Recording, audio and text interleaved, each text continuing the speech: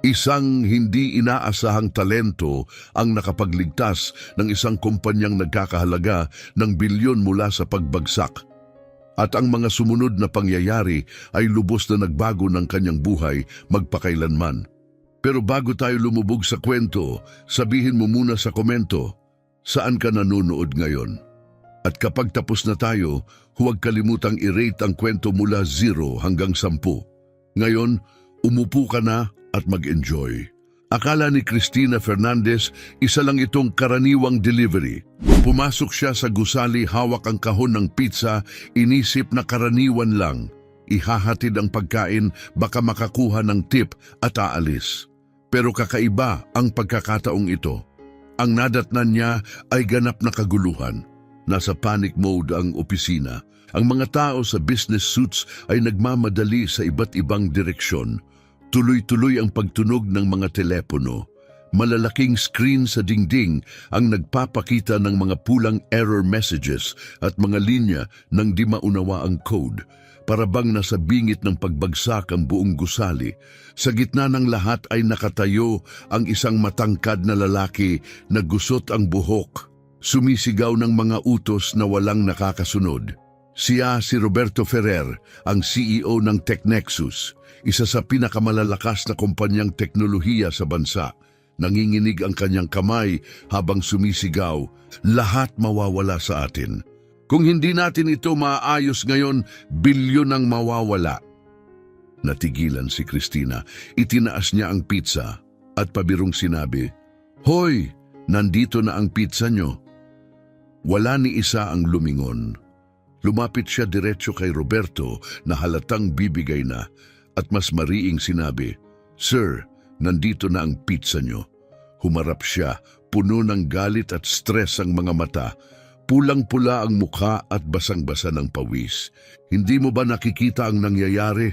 Mawawala ang buong kumpanya ko at nakatayo ka lang dyan at pizza ang sinasabi mo? Tumaas ang kilay ni Cristina. Ano ba talaga ang nangyayari dito? Cyber attack! Sigaw niya sabay hampas sa mesa nang malakas na bumagsak ang isang tasa ng kape. Binubutas nila lahat at hindi mapigilan ng team ko. Huminga ng malalim si Cristina, payapa ngunit matatag ang tinig. Makakatulong ako. Nagtawanan ng buong opisina. May isang programmer ang umismid. Oo nga naman, pizza girl ang magliligtas sa TechNexus. Astig. Biniro pa ng isa, bumili ka na rin ng dessert, baka yun ang solusyon. Pero hindi umatras si Cristina. Tinitigan niya si Roberto at muling sinabi, Ngayon may diin. Bigyan mo ako ng pagkakataon. Wala nang option si Roberto. Abala ang buong team, mabilis mag-type, pero lalo lang lumalala. Kada segundo, dumarami ang error, dumarami ang pinsala, tuluyang bumabagsak ang sistema. Tinitigan niya si Cristina. Nag-atubili pero tumango. Kung maaayos mo ito, babayaran kita ng $200,000.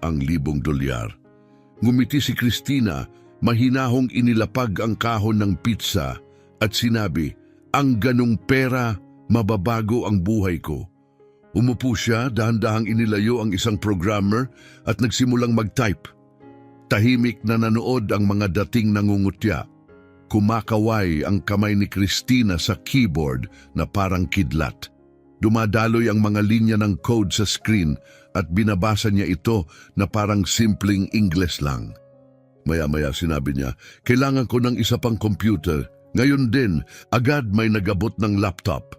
Nagsimula siyang magtrabaho sa 2 makina, lumilipat ng tabs, kumukopya ng code, naglalagay ng proteksyon. Pawis ang dumadaloy sa kanyang noo, pero nanatiling matalim ang tingin. Isara ang window na yan, sigaw niya sa programmer. Hindi yan, yung kabila. Sumunod ang lalaki pero nagpula ulit ang screen. Halos gumuho si Roberto. Tapos na, wala na. Tumahimik ka at hayaan mo akong magtrabaho, mariing sabi ni Cristina. Lalong lumala ang sitwasyon. May mga report. Frozen ang mga bank accounts. Lumalabas ang sensitibong data. Naghihina ang loob ng mga tao, parang gusto nang sumuko. Bigla, bumalik sa normal ang isang malaking screen. Kasunod pa ang isa, Tahimik ang buong opisina. May bumulong, ginagawa niya talaga. Pero hindi nagtagal ang ginhawa. May bagong bugso ng mas malakas na code na umatake. Mas matalim, mas matalino, para bang alam ng mga hacker na may lumalaban. Nanlaki ang mga mata ni Christina. Hindi. Kumukurap ang mga ilaw. Tumunog ng malakas ang server. Halos gumuho si Roberto sa upuan. Tinakpan ang muka at bulong, "Tapos na." Pero hindi pa tapos si Christina. Mas bumilis ang kanyang pag-type. Parang apoy ang daliri sa keyboard. Puno ng ingay ng mabilis na keys at malalayong alarma ang buong silid. Basang-basa ng pawis, nanginginig ang kalamnan, pero hindi siya tumigil. Lumilipat siya sa iba't ibang system, nagtatayo ng firewalls, pumapatay ng masasamang proseso.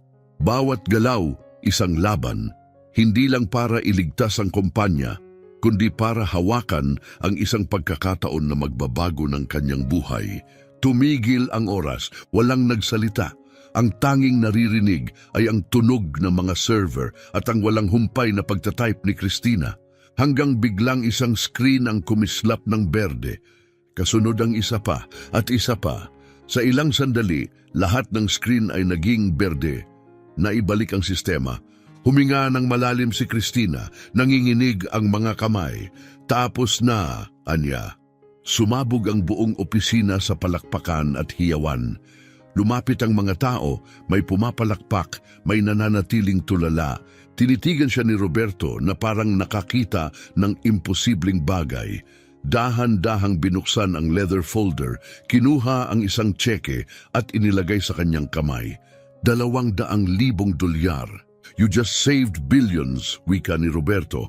Kinuha ni Christina ang tseke sa kanyang kamay at ngumiti ng pagod, may halong biro. Sa kanyang tipikal na mapanuyang tono, sagot niya, "Mr. Ferrer, mukhang ito na ang pinakamahal na tip sa buong mundo." Bago pa makasagot si Roberto, inayos na niya ang strap ng kanyang backpack at naglakad ng kalmado palabas ng pasilyo. Nanatiling tahimik at tila nakapako ang opisina, lahat ay naguguluhan pa rin sa kababalaghang nasaksihan. Sinundan ni Roberto ng tingin si Christina hanggang sa tuluyan itong mawala sa exit. May kutob siya na hinding-hindi niya malilimutan, ang matapang na delivery girl na may kidlat ang mga kamay at mas matalim pa sa anumang linya ng code ang ugali. Ngunit wala siyang kamalay-malay. Ang gabing iyon ay simula pa lamang. Malayo na mula sa kaguluhan ng Tech Nexus, nakatayo ng tahimik si Christina Fernandez sa harap ng isang maliit na tindahan sa payapang kalye ng Portland. Hindi ito kahanga-hanga sa itsura, kupas na pintura, maalikabok na bintana, ngunit para kay Christina, isa itong pangarap. Hawak niya ng mahigpit ang mga susi, kumikislap ang kanyang mga mata. Ito na ang sandaling pinakahintay niya sa buong buhay. Gamit ang bahagi ng $200,000 na gantimpala, binago niya ng lubusan ng espasyo. Pinapinturahan ng malinis na kulay kremang pintura ang mga dingding, naglagay ng mga kahoy na mesa, at isinabit ang mga pendant lights na nagbibigay ng mainit na liwanag. Sa loob ng glass display, pumuwesto ang mga magagandang cake, makukulay na cupcakes at makikintab na fruit pies. Lahat ay ginawa ng may pagmamahal at detalyeng parang galing sa magasin. Nakasulat sa gintong letra sa harap na bintana ang pangalan ng cafe, Sweet Christina. Nagising si Christina bago pa sumikat ang araw. Pagsapit ng 5:00 ng umaga, nasa maliit na kusina na siya. Itinali ang magulong buhok sa isang bun, sinuot ang puting apron na may burda ng kanyang pangalan at nagsimulang magtrabaho. Napuno ang cafe ng matamis na amoy ng vanilla, tsokolate at kanela. Eksaktong 8:00, binuksan niya ang pinto. Dahan-dahang pumasok ang mga unang customer, naakit sa nakakaingganyong amoy. Isang matandang babae ang tumingin sa paligid at mabait na nagsabi, "Ang ganda ng lugar, Hija." Ngumiti si Christina at sagot niya, "Salamat. Gusto mo bang tikman ang specialty namin, carrot cake?" Tinanggap ito ng babae, kumagat at napanganga. Naku, napakasarap. Matagal na akong hindi nakakatikim ng ganito. Mabilis kumalat ang balita. Sa ilang araw lamang, naging paboritong tambayan ng komunidad ang Sweet Christina. May mga nanay na dumadalaw kasama ang mga anak. Estudyanteng nag-aaral habang umiinom ng latte at magkasintahang nag-uusap sa tabi ng bintana. Buhay na buhay ang kafe, puno ng tawanan, enerhiya at amoy ng bagong lutong pastries. At si Christina, para siyang nasa langit. Mahal niya ang bawat sandali, hindi laging maayos ang lahat. Naroon si Ginoong Morales, ang kapitbahay niyang nasa 60 na halos araw-araw na may parehong palusot. Christina, hiha, naiwan ko na naman ang wallet ko. Pwede bang bukas na ako magbayad? Nakangiting nag-cruise ng braso si Christina. Mr. Morales, parang mas malala pa yata ang memorya ng wallet mo kaysa sa cellphone mo. Sigurado ka bang 2 linggo mo na itong nakalimutan? Napakamot si Morales at gaya ng dati, biglang mahahanap ang tamang halaga sa isa sa kanyang bulsa. May dumating ding turistang Haponesa. Pumasok, tinuro ang isang makapal na chocolate cake at nagsabi sa putol-putol na Ingles, "I want bread, big bread." Naguluhan si Christina, "Tinapay? Ito, cake yan, hindi tinapay." Ngunit mapilit ang turista, tumango ng masigla. Oo, tinapay." Napailing si Christina ngunit nakangiti, binigyan siya ng malaking hiwa. Kumagat ang turista at nagniningning ang muka. "Cake, not bread." "Very good." Masayang sigaw niya. Umiling na lang si Christina at natawa. Mga turista talaga. Naging ritual na ang kanyang araw, gigising ng maaga, maghuhurno ng mga paboritong tinapay at sasalubungin ang lahat ng may charm at kwela niyang personalidad. Ngunit isang maaraw na Huwebes, muling nagbago ang lahat. Nasa likod ng counter si Christina, inaayos ang tray ng cupcakes nang tumunog ang kampana sa pinto. Ngumiti siya at automatikong nagsabi, "Welcome to Sweet Christina." "How can I?" Naputol ang kanyang pangungusap. Napahinto ang paghinga. Sa pintuan, nakatayo sa kanyang matikas na gray suit, si Roberto Ferrer. Tinitigan siya ni Roberto, may halong gulat at paghanga. Dahan-dahang gumuhit ang ngiti sa kanyang labi. Tumalon ang tibok ng puso ni Christina. Hindi niya inakalang muling makikita ito. Para sa kanya, ang gabing yon sa Technexus ay isang beses lang sa buhay, isang kwentong ibabahagi sa mga apo balang araw. Ngunit heto siya ngayon, malinis, matikas at maingat na pinagmamasdan ng kanyang kafe. Lumapit si Roberto at tumingin sa paligid. "So, ito pala ang ginawa mo sa pera?" Nilunok ni Christina ang kaba at nagkunwaring kalmado. Pinunasan ang kamay sa apron at sagot niya ng may biro. "Naisip ko kasi mas ligtas ang asukal at kanela kaysa sa pagliligtas ng mga bilyonaryong halos mabaliw sa stress." Humalakhak si Roberto, malakas at totoo, na umalingaw-ngaw sa kafe. Napatingin ang ilang customer. "Hindi ako makakakontra diyan," wika niya. "Mukhang natagpuan mo na ang lugar mo." Nag-cruise ng braso si Christina, nagkukunwaring walang pakialam, pero sa loob, kumakabog ang dibdib. "So," anya na tila relax, "ano naman ang ginagawa ng makapangyarihang CEO ng Technexus sa maliit kong sulok ng mundo? Huwag mong sabihing bumalik na ang mga hacker." Umiling si Roberto, nakangiti. "Hindi, nandito lang ako para sa isang tasa ng kape at baka isang hiwa ng chocolate cake na parang tinatawag ako mula sa display case." Itinaas ni Christina ang isang kilay, nakangiting mapanukso. Seryoso, tinaas ni Christina ang kilay. "Iniwan mo ang marangyamong opisina, nagmaneho sa buong siyudad para lang kumain ng cake?" Bahagyang ngumiti si Roberto. "Baka gusto ko ring personal na pasalamatan ang babaeng nagligtas sa kumpanya ko." Umiling si Christina at bahagyang natawa. Kumuha ng plato, naghiwa ng malaking piraso ng cake. "Sigurado akong nagawa mo na yan. Naalala mo ba? $200,000. Tinanggap ni Roberto ang plato, ngunit hindi niya inalis ang tingin kay Christina. Iba ang pera kaysa sa tunay na pasasalamat. Nabigla si Christina sa mga salita. Agad siyang tumingin sa ibang direksyon, kunwaring inaayos ang mga napkin sa counter. Mabuti na lang, tumunog ang kampana ng pinto at pumasok ang bagong mga customer. Binuwag ang tensyon. Umupo si Roberto sa isang tahimik na mesa, malapit sa bintana. Dahan-dahan niyang kinain ang cake, ninanamnam ang bawat kagat. Si Christina naman, kahit abala sa pagsisilbi, ay hindi maiwasang sulyapan siya. May kakaiba sa kanya, kalma, relax. Hindi mo aakalaing nagpapatakbo siya ng multibilyong kumpanya. Nang matapos, tumayo siya, nag-iwan ng $50 sa counter at nagsabi, "Napakasarap. Babalik ako." Pinulot ni Christina ang pera at ngumisi. Hindi mo kailangang mag-iwan ng tip pang bilyonaryo. $5 lang ang slice na yan. Ngumiti si Roberto ng palihim. Isipin mo na lang bayad sa lahat ng stress na idinulot ko sa iyo noong gabing yon. At saka siya umalis, iniwan si Christina na may hawak ng pera, may halong kasiyahan at hindi maipaliwanag na damdamin. Sa sumunod na linggo, 3 beses bumalik si Roberto.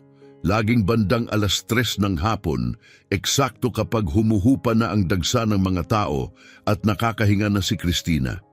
Sa bawat pagbisita, umorder siya ng black coffee at iba't ibang dessert. Lagi siyang umuupo sa parehong mesa, nagtatagal ng kalahating oras. Minsan nagtatype sa laptop, minsan nakatitig lang sa labas ng bintana. Noong una, sinabi ni Christina sa sarili na nagkataon lang. Noong ikalawa, tinaasan niya ng kilay. Noong ikatlo, opisyal na siyang nainis. Nang pumasok si Roberto noong Huwebes, hindi na siya hinintay magsalita. Naka-cross-arm siyang sumigaw, "Hulaan ko, black coffee at isang slice ng apple pie." Ngumiti si Roberto, tinanggal ang kanyang sunglasses. "Actually, ngayong araw gusto ko namang tikman ang carrot cake." Napairap si Christina at tumalikod para kunin sa display. "Alam mo bang may delivery? Hindi mo kailangang tumawid ng syudad tuwing nananabik ka sa matamis." Kaswal na sumandal si Roberto sa counter, aliw na aliw. "Pero mamimiss ko ang pangaasar mo. Yun ang pinakamagandang parte." "Oh wow, napakalaking karangalan." Tugon ni Christina ng tuyot ang tono. "Ako na ngayon ang personal na stand-up act ng isang bilyonaryo." Nagkatawanan ng mga customer. Isang matandang babae sa tabi ng bintana ang bumulong sa kaibigan. Halos araw-araw nandito siya. Sigurado akong may gusto siya kay Christina. Hindi na nag-abala ang kaibigan na ibulong pa. At sino ba ang makakasisisi? Maganda siya, nakakaakit, at parang profesional kung maghurno. Nagkunwaring walang naririnig si Christina, ngunit namula ang pisngi. Inilapag niya ng medyo madiin ang cake sa harap ni Roberto. $5. Nag-abot si Roberto ng 20. "Sayo na ang sukli." Naningkit ang mata ni Christina. "Na naman, ano to? Charity drive?" Tumawa si Roberto habang kinukuha ang plato. "Hindi. Sa tingin ko lang, sulit ka." Umismid si Christina at tinihagis pabalik ang sukli sa harap niya. "Hindi ko kailangan ng limos, Mr. Ferrer. Kung gusto mo talagang makatulong, sabihin mo sa mga mayaman mong kaibigan ang tungkol sa lugar na to. Yun ang may saysay." Nakangiti pa rin, isinilid ni Roberto ang sukli at bumalik sa mesa. Napailing si Christina at nagtungo sa kusina. Nakakainis na lalaki. Nagpatuloy ang mga pagbisita ni Roberto, parang orasan.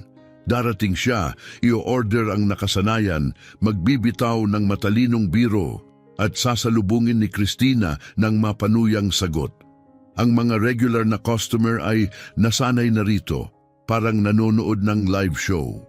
May ilan pang umaayon ng kanilang pagbisita para lang masaksihan ang bangayan nilang dalawa.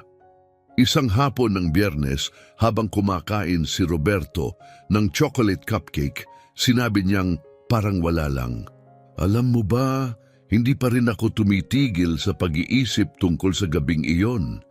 Huminto si Christina sa pagpunas ng counter. "Anong gabi?" Yung gabing iniligtas mo ang kumpanya ko, sagot niya ng mahina. Hindi ko malilimutan yon. Nagkibit-balikat si Christina, binalik ang atensyon sa basahan. Ginawa ko lang ang kailangan, walang malaking bagay. Malaking bagay iyon, sa'yo baka parang simpleng gawain lang, pero sa akin, napakalaking halaga. Nabalisa si Christina sa kanyang sinabi. Hindi siya komportable kapag pinupuri, lalo na ng isang tulad niya, kaya agad niyang binago ang usapan. So, kumusta ang Tech Nexus? Maayos na ba ang lahat ngayon? Saglit na nagatubili si Roberto at sapat iyon para mapansin niya. Medyo, nakunot ang noo ni Christina. Medyo, anong ibig mong sabihin? Napabuntong hininga siya at ibinaba ang tinidor. Ibig sabihin, baka hindi talaga natapos ang problema. Nanlaki ang mga mata ni Christina. Sandali, sinasabi mo bang bumalik ang mga hacker? Hindi agad sumagot si Roberto. Sinuyod ng tingin ang silid bago ibinaba ang boses. Hindi eksakto, pero nakakatanggap kami ng mga banta, mga naka-encrypt na mensahe, maliit na pagpasok sa sistema. Sa ngayon, kaya pa ng team ko. Saglit siyang tumigil at dumilim ang ekspresyon, pero may kakaiba. Hindi maganda ang kutob ko. Dumaan ang malamig na kilabot sa gulugod ni Christina. Hindi gusto ni Christina ang lahat ng ito, kahit kaunti. Anong eksaktong inaasahan mong gawin ko? Mariin niyang tanong. Iniwan ko na ang mundong yon. Tandaan mo, nagbe-bake na lang ako ng cake ngayon. Tumango si Roberto. Alam ko at nire-respeto ko yon, pero ikaw lang ang totoong nakaintindi sa nangyari noong gabing yon. Magaling ang team ko, pero hindi sila mag-isip gaya mo. Ibig mong sabihin, nag-iisip ako gaya ng hacker, singhal ni Christina, mahigpit na nakapulupot ang mga braso. Well, hindi na ako yon. Tapos na ang bahaging yon ng buhay ko. Nakagawa ako ng totoong bagay dito, normal na bagay. Hindi ko isusugal lahat ng to para lang sa kaba mo. Sinuklian ni Roberto ang kanyang tingin ng kalmado, seryosong ekspresyon. Naiintindihan ko. Totoo, pasensya na sa paghingi. Tumayo si Roberto, kinuha ang wallet at nag-iwan ng ilang pera sa mesa. Bago lumabas, lumingon siya at nagsabi, pero kung magbabago ang isip mo, alam mong paano ako maabot. At sa ganong paraan, umalis siya, iniwan si Christina na naguguluhan sa bagyong pumapasok sa isip niya. Mas abala kaysa dati ang sweet Christina noong gabing iyon. Biyernes palagi ang pinakamasigla. Mga magkasintahan na nagtatawanan sa ibabaw ng pie, mga batang naghahati ng milkshake, mga magkakaibigang nagkukwentuhan sa kape. Halos hindi makahinga si Christina. Nasa kusina siya, hinahatak palabas ang huling tray ng brownies nang biglang magbago ang lahat. Namatay ang mga ilaw. Sa isang iglap na balot ng dilim ang kafe, may mga huminga ng malalim, may mga bulong. Brown out ba? Dito lang ba? Kinuha ni Christina ang telepono at binuksan ang flashlight, lumabas sa main area. Huwag kayong mag-alala, maliit na power issue lang to, i-check ko. Pero nang tumingin siya sa malaking bintana, nanlumo siya. Lahat ng ibang gusali sa kalsada may kuryente. Naka-on ang mga streetlight. Nagniningning ang kafe sa tabi. Tanging sweet Christina lang ang madilim.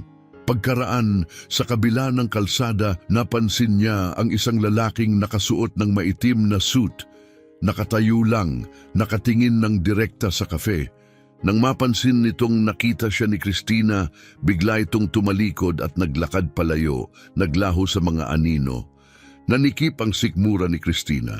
Hindi ito aksidente, mabilis siyang tumakbo sa likod, direkta sa breaker box. Bawat switch nakababa, sinadyang patayin. Ibinalik niya ang lahat at muling bumukas ang mga ilaw. Nagsigawan sa tuwa ang mga customer at pinilit niyang ngumiti. Ayos na mga kaibigan. Maliit na aberya lang, pero sa loob parang nasusuka siya. Hindi ito technical, personal ito, isang babala. At wala na siyang pagdududa, may kinalaman ito kay Roberto. Pagkatapos magsara, nilock ni Christina ang mga pinto, umupo sa isang mesa at hinayaang abutin siya ng takot. Nanginginig ang mga kamay, mabigat ang dibdib. Nakatitig siya sa telepono. Gusto niyang tawagan si Roberto. Sabihin sa kanyang baka tama siya. Aminin na natatakot siya. Pero bago siya makapagpasya, nag-vibrate ang telepono. Unknown number. Isang mensahe. Hindi ka dapat nakialam. Umalis ka. Yung mas malala ang susunod. Nabitawan ni Cristina ang telepono na parang nagliliyab. Bumilis ang tibok ng puso. Nanginig ang mga kamay. Tumingin siya sa paligid ng kafe, ang lugar na pinag-alayan niya ng kaluluwa niya. Ang kanyang ligtas na espasyo, ang kanyang pangarap. At ngayon, may nagbabantang wasakin itong. Kinuha niya ulit ang telepono, mas determinado ngayon. Mula sa wallet, hinugot niya ang business card na iniwan ni Roberto sa kanyang unang pagbisita. Tinipa niya ang numero at pinindot ang call. Halos agad itong sinagot. Cristina, huminga siya ng malalim, nanginginig. Kailangan nating mag-usap. Ngayon, bumukas ang pinto ng Sweet Cristina at pumasok si Roberto. Iba ang itsura niya ngayon, naka-jeans at t-shirt imbes na suit, mas tao kaysa CEO.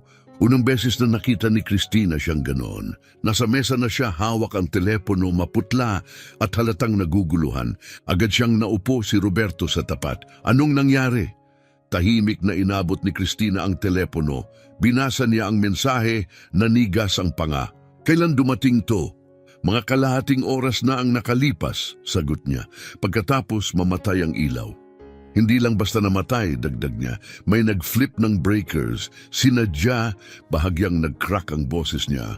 At may lalaki, nanunood, sa kabila ng kalsada. Nagmura si Roberto ng mahina at napakamot ng buhok, halatang naguguluhan.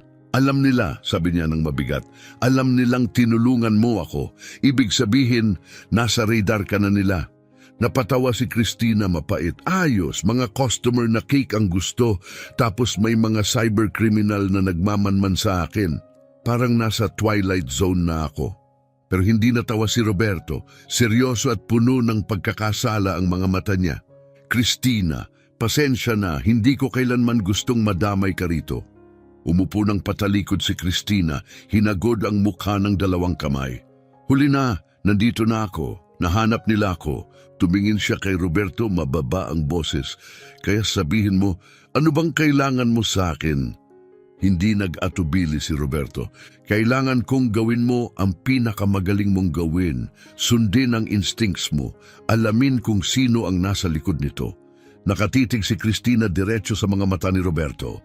Medyo kalawangin na ang instincts ko, mariin ngunit matatag ang boses niya.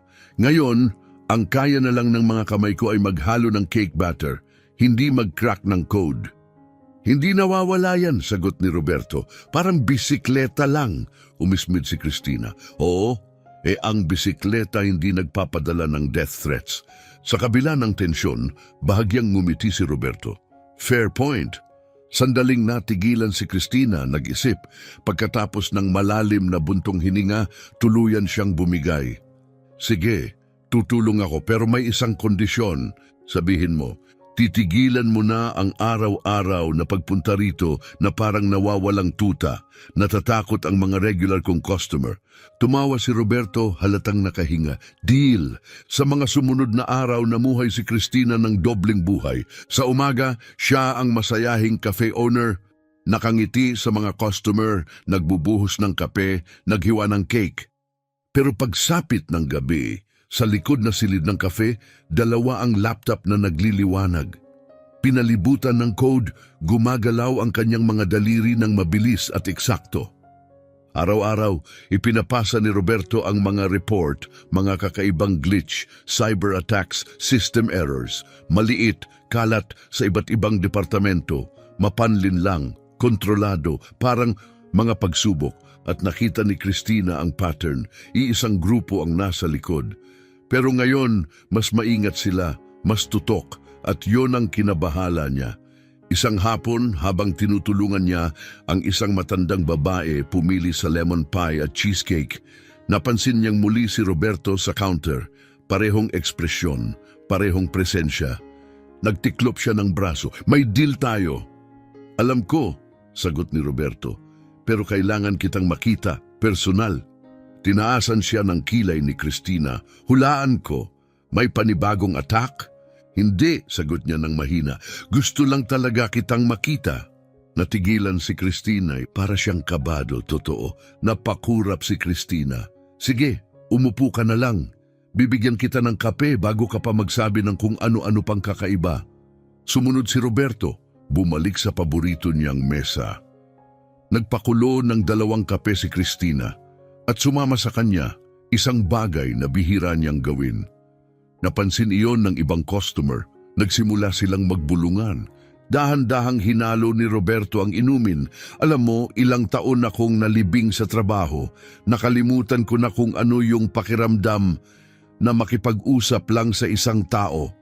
Umismit si Christina. Seryoso, ang dakilang CEO ng TechNexus ay lonely, nakakagulat. Ngumiti siya ng malungkot. Higit pa sa iniisip mo, may lumambot sa puso ni Christina. Kilala niya ang pakiramdam na yon. Gets ko, mahinang sagot niya. Ilang taon din akong nagtago sa likod ng screen, mag-isa, gumagawa ng bersyon ng sarili kong walang totoong nakakakilala. Madali lang kasing maglaho ng ganon. Tumingin si Roberto. Hindi mo ba namimiss ang mundong yon? Nagatubili si Christina. Minsan, pero mas namimiss ko yung seryosohin. Tinitingnan nila ako bilang swerte lang na pizza girl na nadapa sa isang sandali. Hindi nila nakikita kung ano talaga ang kaya ko. Alam ko, banayad na sagot ni Roberto. Bago pa siya makasagot, nag-vibrate ang telepono ni Roberto. Tuloy-tuloy. Nang silipin niya, agad nagbago ang ekspresyon. Hindi ngayon. Ano yon? Inaatake ulit tayo. Ngayon mismo, agad na tumayo si Christina. Nasaan ang laptop mo? Sa kotse. Bilisan mo. Kunin mo. Mabilis na tumakbo si Roberto palabas. Dali-dali namang kinuha ni Christina ang 2 laptop at nag-set up sa isang mesa sa cafe. Nagulat ang mga customer. Christina, sigaw ni Mr. Morales habang ngumunguya ng pie. Ayos lang ba? Technical issue lang, Mr. Morales. Tuloy lang sa pagkain. Muling bumalik si Roberto, hingal, ikinonekta ni Christina ang mga makina at mabilis na nag-type. Nag-flash ng mga pulang babala sa screen. Dumaan sila sa secondary firewall, bulong niya. Matalino.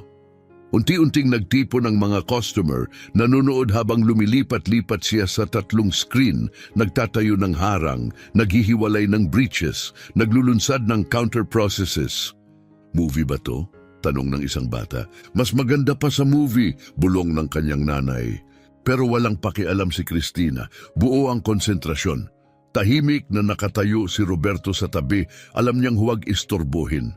Ito ang zone ni Christina. Pagkatapos ng 10 minutong matindi, nagbalik sa berde at kalmado ang mga screen.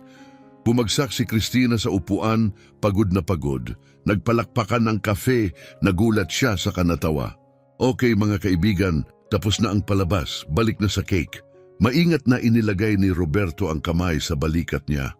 Hindi ka paniwala ka. Ngumiti si Christina, pagod pero matatag. Alam ko. Ngunit agad namatay ang kanyang ngiti nang mag-flash ang bagong alert sa screen, isang mensahe.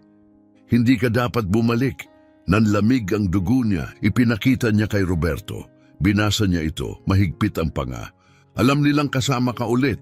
Isinara ni Christina ang system, mabilis na nag-iisip. Kaya ngayon, personal na. Nag-alala si Roberto. Baka dapat tumigil ka na. Hayaan mong team ko ang humawak. Mapait na natawa si Christina. Huli na, tinarget na nila ako at hindi ako tumatakbo kapag tinatakot ako. Bahagyang ngumiti si Roberto. Yan ang dahilan kung bakit ako lumapit sa iyo. Habang pinapack up ni Christina ang mga laptop, mabilis nang gumagana ang isip niya. Alam niya, hindi na lang ito basta trabaho. Kinabukasan, gumuho ang kanyang mundo. Front page ng Portland Tribune. Pizza delivery girl or undercover hacker. TechNexus CEO brings in mysterious help. Nasa harap ng dyaryo ang litrato ng kafe, Sweet Christina, at ang buong pangalan niya sa malalaking letra. Nalaman niya lang nang dumating ang isang regular customer, hawak ang dyaryo. Christina, totoo ba ito? Isa ka bang computer spy? Ngumiti siya ng pilit. Hindi, maliit na side project lang. Walang drama. Pero drama iyon at alam niya, simula noon nagbago ang lahat. Nagdatingan ng mga estranghero, hindi para sa cake, kundi para sa chismis. May mga humihingi ng selfie. May iba nagbubulong na baka sangkot siya sa iligal. Unti-unting napalitan ng usisa at pagdududa ang dating init at ginhawa ng kafe. At ang pinakamasama, paparating pa lang, hapon na nang tumawag si Roberto. Halata sa tinig ang bigat. Christina, kailangan nating mag-usap. Hindi niya itinago ang inis. Hulaan ko tungkol sa kung paano mo ginawang front page disaster ang buhay ko. Hindi ako ang nag-leak, mabilis niyang sagot. Pero ang team ko nagsisimula ng magtanong. Nanlamig ang pakiramdam ni Christina. Mga tanong? Anong klase?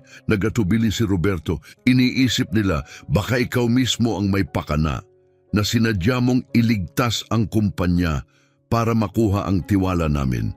At ngayon, ikaw ang sumisira. Sumunod ang nakakabinging katahimikan. Hinawakan ni Christina ng mahigpit ang telepono, nangingitim ang mga kamao. Naniniwala ka ba doon? Tanong niya, nanginginig ang boses. Hindi ko alam, Christina. Mababa at puno ng alinlangan ang tinig ni Roberto. Parang masyadong maginhawa ang lahat. Dumating ka eksakto sa tamang oras. Naayos mo mag-isa. At ngayon, biglang nagsimula ulit ang mga atake. Eksaktong nangyayari habang tumutulong ka sa amin. Hindi sumagot si Christina, pinutol niya agad ang tawag. Tumama ng malakas ang telepono sa counter. Tinakpan niya ng 2 kamay ang mukha at agad bumuhos ang luha. Mainit, mapait na luha. Hindi dahil sa lungkot, kundi dahil sa pagtataksil. Isinugal niya ang lahat para tulungan ang lalaking iyon 2 beses at ngayon siya pa ang pinaghihinalaan. Sumunod na mga araw, malamig at tahimik. Pinutol ni Christina ang lahat ng kontak kay Roberto at TechNexus. Walang tawag, walang sagot. Nilubog niya ang sarili sa kafe, sinusubukang ibalik ang normal. Pero ang normal, parang hindi na maaabot muli. Patuloy pa ring dumarating ang mga suki, pero may pag-iingat na ang kanilang mga ngiti. Tumitigil ang mga usapan kapag lumalapit siya. Si Mr. Morales, na dati ipabirong hindi nagbabayad agad, ngayon ay basta na lang nagiiwan ng cash at umaalis na walang salita. Patuloy na nagkukunwari si Christina, ngumiti, maghurno, magbuhos ng kape, pero sa loob, unti-unti siyang guguho. Isang kulay abong Miyerkules na maulan, pumasok sa kafe ang isang lalaking hindi niya pa nakikita kailanman. Naka-long gray overcoat at mababang sombrero, tinatabing ang muka. Kaunti lang ang sinabi, nag-order ng black coffee at umupo sa isang sulok. Nanatili doon ng halos 1 oras, halos hindi gumagalaw. Pinilit ni Christina na baliwalain siya habang nagsisilbi sa iba, pero may kung ano sa kanya na nagpapatindig ng balahibo niya. Nang umalis ang lalaki, may napansin siyang iniwan nito sa mesa, isang maliit na papel na nakatiklop. Nanlumo ang puso niya. Hinintay niyang tuluyang makaalis ang lalaki bago ito kinuha. Nanginginig ang mga kamay. Manipis, pasulat-sulat ang mga letra. Nakalagay, "You're next." Nanlaki ang tiyan ni Christina. Dali-dali siyang tumingin sa bintana. Pero naglaho na ang lalaki sa ulan. Lumipas ang buong araw na parang malabo. Kumikilos si Christina na parang robot. Ngumiti, tumango, nagbuhos ng inumin. Pero hindi tumigil ang panginginig ng kanyang mga kamay.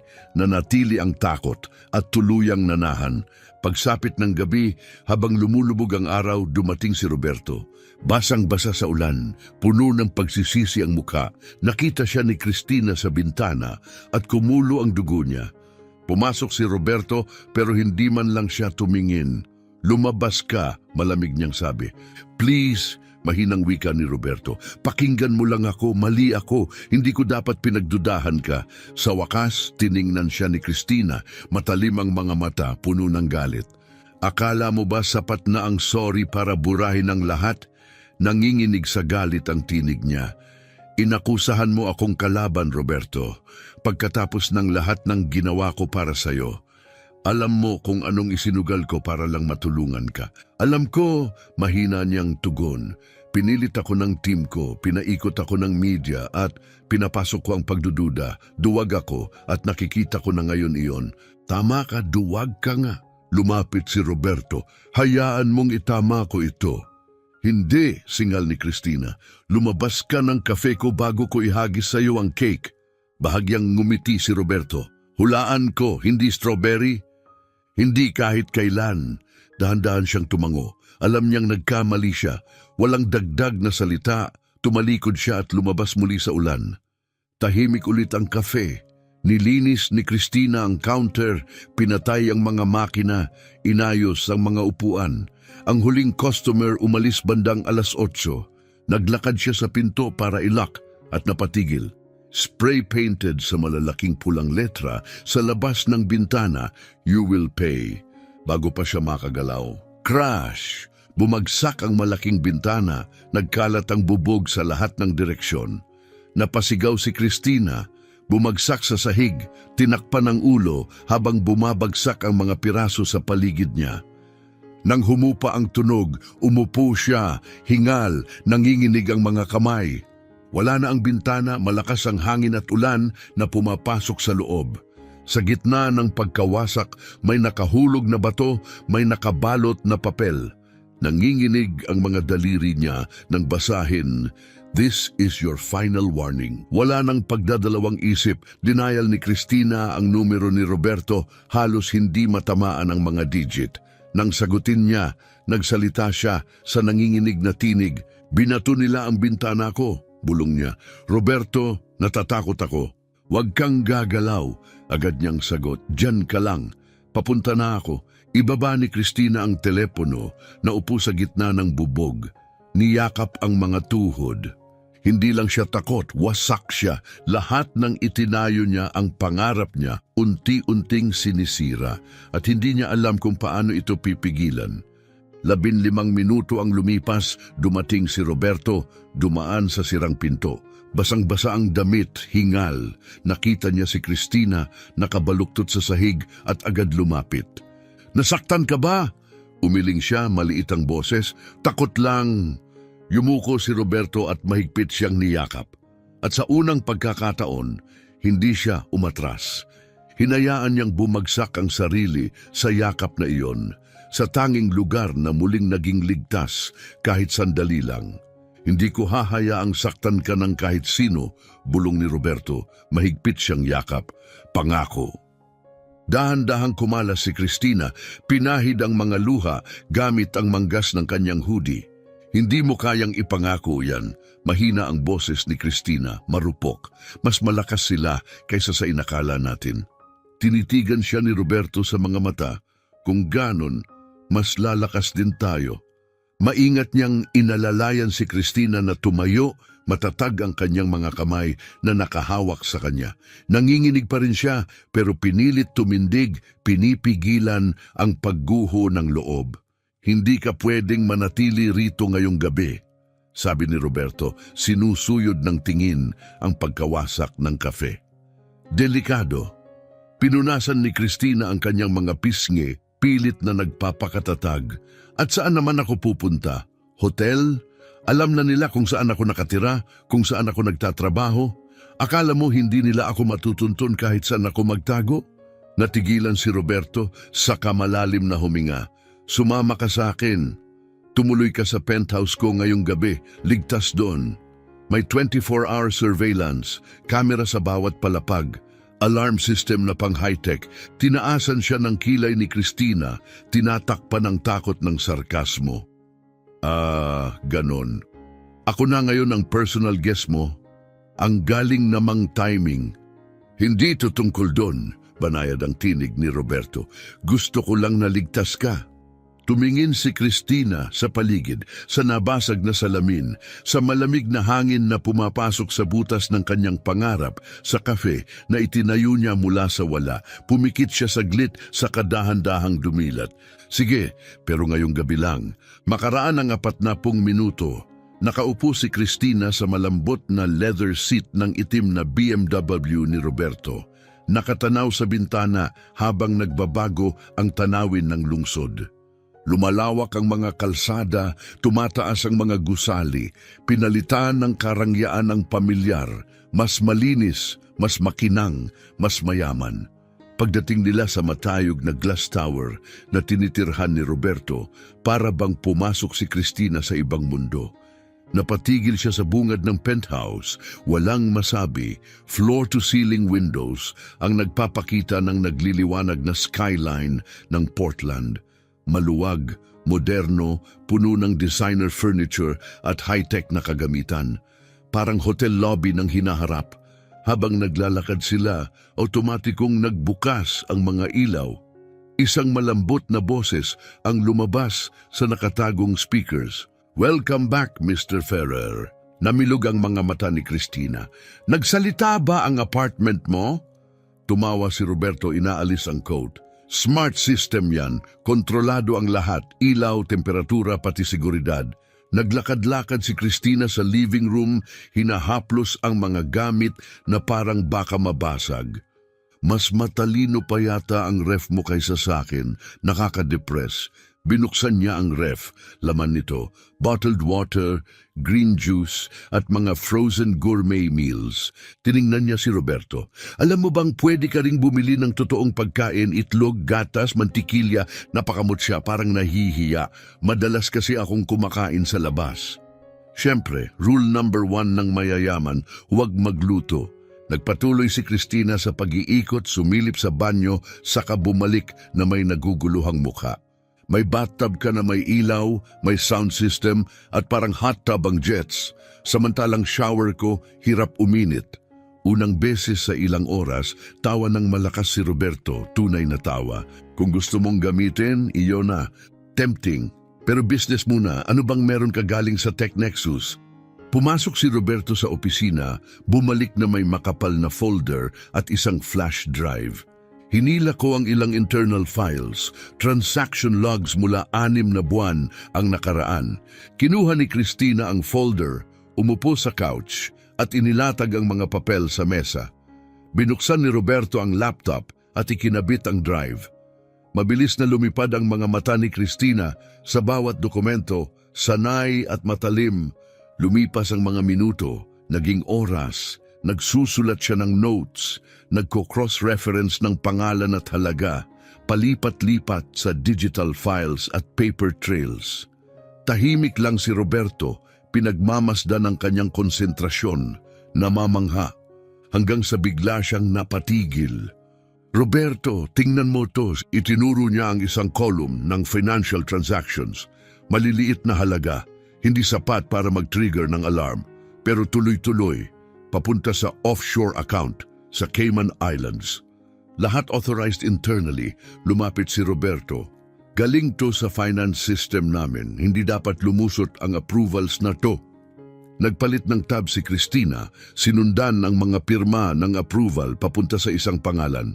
Pareho silang nanigas. Antonio de Peralta, Vice President of Operations, pinakamalapit na kaibigan ni Roberto. VP mo siya, bulong ni Cristina. At siya ang nagpopondo sa mga atake.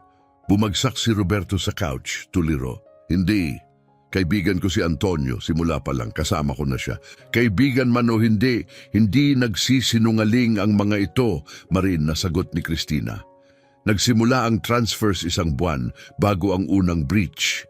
At lumakas pagkatapos kong iligtas ang kumpanya. Bumaba ang boses niya. Hindi niya gustong pabagsakin ang Tech Nexus sa isang bagsakan. Unti-unti niyang pinapahina para magmukhang mahina ka, para isipin ng lahat na nawalan ka ng kontrol. Malamang plano niyang lumapit sa huli at magpanggap na tagapagligtas. Itinago ni Roberto ang mukha sa mga kamay. "Paano ko hindi ito nakita?" Hinawakan ni Cristina ang balikat niya, banayad. "Dahil nagtitiwala ka at hindi ka hinaan yon, tao ka lang." Biglang umungo lang tiyan ni Cristina.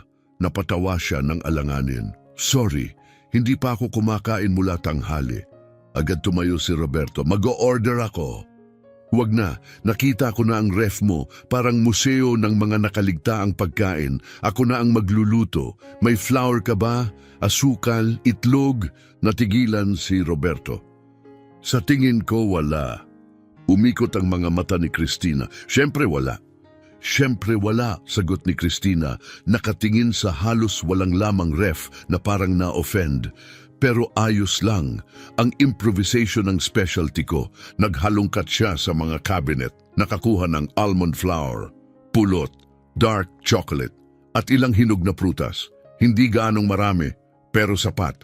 Ilang minuto lang, naghalo na siya ng parang hybrid ng brownie at cake. Nakatuon si Roberto sa counter, pinagmamasdan siya na para bang may mahika siyang ginagawa. Palagi ka bang nagbe-bake kapag kinakabahan ka? Tanong niya. Palagi, sagot ni Christina nang hindi tumitingin. Murang therapy, di nagtagal bumango ang amoy ng matamis at matapang na tsokolate sa penthouse. Hinugot ni Christina ang cake mula sa oven, hiniwa ito sa 2 malalaking piraso at iniabot kay Roberto ang isang plato. Kumagat siya, nanlaki ang mga mata. Grabe, ang sarap. Alam ko, sagot ni Christina na nakangisi, hindi lang ako magaling sa code. Tahimik silang kumain, unti-unting nabawasan ang tensyon sa unang pagkakataon ngayong gabi, parang halos payapa. Pero hindi nagtagal, biglang kumurap ang mga ilaw 1 beses, 2, at tuluyang namatay. Napatigil si Christina, nakataas ang tinidor. Sabihin mong fuse lang yon. Tumayo si Roberto, naninigas. Hindi, may layers ang system na to, may fail-safes. Hindi ito basta-basta bumabagsak. Biglang umalingaw-ngaw ang automated voice ng apartment, putol-putol parang nag-glitch. System compromised, system compromised. Sumunod ang malakas na click, lahat ng pinto nag-lock. Ang mga bintana, nagsara na may mechanical na tunog.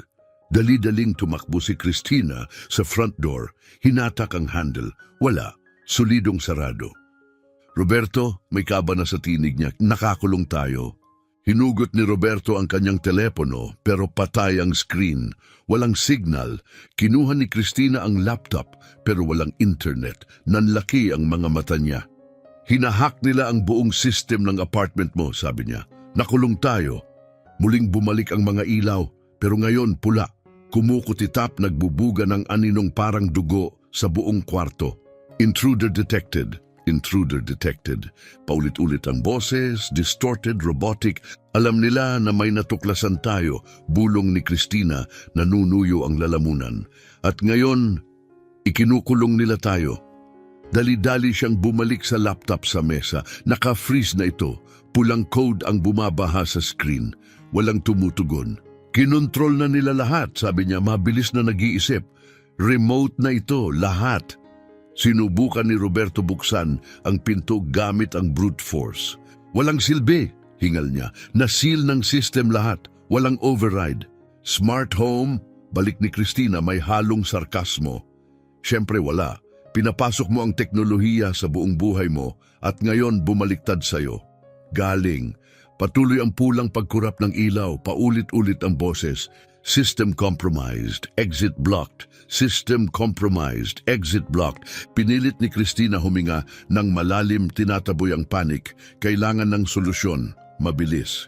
Nasaan ang main server? Tanong niya. Sa opisina, sagot ni Roberto. Sa dulo ng hall, pero automatic na nakalock ang pintong iyon. Siyempre, bulong ni Christina. Tumakbo siya sa opisina, hinila ang handle, sarado. Sinipan niya ng malakas at agad nagsisi. Aray! Sinong gago ang naglalagay ng steel door sa bahay? Sumunod si Roberto. Ako na. Umatras siya at buong lakas na binangga ng balikat ang pinto. Hindi gumalaw. Ang galing, dedma si Christina. Ngayon, bali ang balikat mo at sarado pa rin tayo. Brilliant plan. May mas maganda ka bang idea? Balik ni Roberto, iritado. Tumitig si Christina sa paligid at napatigil sa kusina. Baka meron. Iniwan niya si Roberto at dali-daling naghalungkat ng drawers. Bumalik siya na may hawak na mabigat na steak knife. Napakurap si Roberto. Sasaksakin mo ang pinto? Hindi, genius, sagot ni Christina. Ipipik ko ang lock. Ipinasok niya ang dulo ng kutsilyo sa pagitan ng frame at latch. 5 minutong puno ng kaba, kaluskos, at pag-ikot hanggang sa marinig ang click. Bumukas ang pinto, gumisi si Christina At nagduda ka pa sa akin. Madilim ang opisina. Binuksan ni Christina ang flashlight ng telepono at lumapit sa itim na tower sa sulok umuugong. Ang mga ilaw nito kumukutitap ng mabilis, parang baliw na Christmas tree. Parang sinapian na Pasko to, bulong niya. Nasa likod niya si Roberto. Anong gagawin mo? Susubukan kong i-manual shutdown. Kung maribut ko baka mabawi natin ang kontrol. Lumuhod siya in-inspeksyon ng mga cable. Isa-isa niyang inaalis, hinahanap ang reset port. Ito, hawakan mo ng maayos ang ilaw, sabi niya kay Roberto. Yumuko siya, itinutok ang flashlight habang si Christina ay nagtatrabaho. Magkasama silang nakaluhod sa dilim ng opisina sa ilalim ng pulang kumukutitap na ilaw habang umaalingaw-ngaw ang boses ng corrupted system sa hallway, sinusubukan nilang bawiin ang kontrol. Isang wire sa bawat pagkakataon. May magagawa ba ako? Tanong ni Roberto nakatayo sa likuran niya.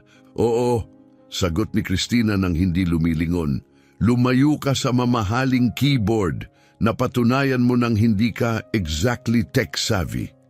CEO ako ng isang tech company, bulong ni Roberto.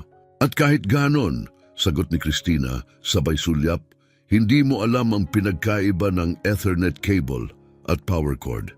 Honestly, nakakabilib din yan. Naka-cross-arm si Roberto, halatang na-offend, pero matalinong nanatili sa distansya. Ikinonekta ni Christina ang sariling laptop diretso sa server. Iniwasan ang compromised na home system. Kumikilos ang kanyang mga daliri na parang kidlat. Binubuksan ang mga layer ng code na hindi pa naaabot ng mga hacker. Magaling sila, bulong niya. Sobrang galing, pero napatigil siya nakatitig sa data. May iniwan silang puwang. Anong klaseng puwang? Tanong ni Roberto. Yung klase ng puwang na iniiwan ng mayabang, sagot ni Christina. Akala nila walang makakapasok sa core system. Hindi nila inakalang may mag-iisip katulad nila. Pinasok niya ang huling command at biglang huminto ang kumikislap na ilaw. Nawala ang nakakatakot na boses. Bumagsak ang apartment sa malalim, nakakakilabot na katahimikan. Dahan-dahan bumalik ang mga ilaw, puti, kalmado, normal. Bumuntong hininga si Roberto, hindi na malayang pinipigil niya ito kanina. Nagawa mo? Bumagsak si Christina sa upuan, pagod na pagod. Halos hindi, konti na lang, sila na ang panalo. Ano ba talaga ang pakay nila? Tanong ni Roberto nakaluhod sa tabi niya. Sinuri ni Christina ang final logs. Hindi data, hindi pera, kundi kaguluhan, pagkakawatak-watak. Itinuro niya ang mensaheng iniwan sa code, "He'll betray you again. Don't trust him." Napatulala si Roberto. Gusto nila tayong paghiwalayin. Tumango si Christina at muntik na nilang magawa. Hinawakan ni Roberto ang kamay niya. Christina, hinding-hindi na kita pagdududahan. Pangako. Tinitigan niya ito, pagod, totoo at puno ng pagsisisi. Ang sama mo sa trust, alam mo ba yon? Sabi ni Christina. Alam ko, sagot ni Roberto, pero natututo na ako. Ngumiti si Christina mahina pero tapat. At least inaamin mo. Naglakad sila pabalik sa main room. Sinubukan ni Christina ang front door. Madali itong bumukas. Lumabas siya sa hallway, hinayaan ng malamig na hangin na parang reset button sa kanyang mukha. Pwede naman tayong umalis na lang, di ba? Anya, kalimutan ng kafe, kalimutan ng codes, maglaho na lang.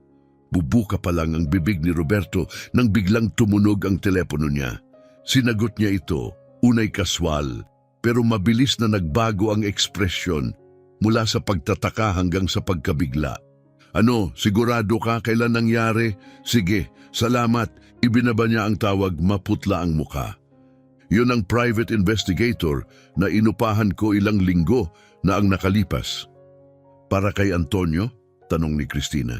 Hindi, sagot ni Roberto. Para kay Leonardo Bautista. Kumunot ang noo ni Christina. Sino yon? Isa sa mga senior board members. Nag-resign 3 buwan na ang nakalipas. Walang dahilan, basta biglang nagretiro at naglaho. At, usisa ni Christina, umupo si Roberto, mabigat ang kilos. Lumabas na ginagawa rin niya ang ginawa ni Antonio. nagpapadala ng pondo ng kumpanya sa offshore accounts. Parehong pattern, parehong trail. Ang kaibahan lang, nang maging delikado, tumakas siya. Resigned at naglaho, bulong ni Cristina. Tumango si Roberto. Nakita ng investigator ang flight records papuntang Mexico. At pagkatapos, wala na. Walang purchase, walang activity, walang digital footprint. Naglaho siya, kompletong nawala. Umupo si Cristina sa tabi niya. Ibig sabihin, hindi lang si Antonio, mas malaki ito. Parang ganon, sagot ni Roberto. At mas masama pa, dalawa lang ang posibilidad. Sobrang galing niyang magtago o may nagsigurong hindi na siya makakapagsalita. Nanlamig ang dugo ni Cristina. Iniisip mong patay na siya? Hindi ko alam, pero kung oo, hindi lang internal corruption ang kaharap natin. Mas mapanganib pa rito. Tahimik silang dalawa, parang bumabalot ang fog ng bigat ng sitwasyon. Tiningnan ni Cristina si Roberto, nakita ang pagod at pag-aalala sa kanyang mga mata at inabot ang kamay nito. Nilapat ni Roberto ang palad niya at marahang hinabi ang mga daliri sa kanya. Ikaw lang ang pwede kong pagkatiwalaan ngayon, bulong niya. Ngumiti si Cristina, mahina, halos nahihiya. Nakakalungkot yata yon, considering nakilala mo lang ako sa pag-deliver ng pizza. Tumawa si Roberto, tunay at mainit ang tunog. Pinakamagandang pizza delivery ng buhay ko. Oh sure, pang-aasar ni Cristina. Yan din ba ang sinasabi mo sa lahat ng delivery girls?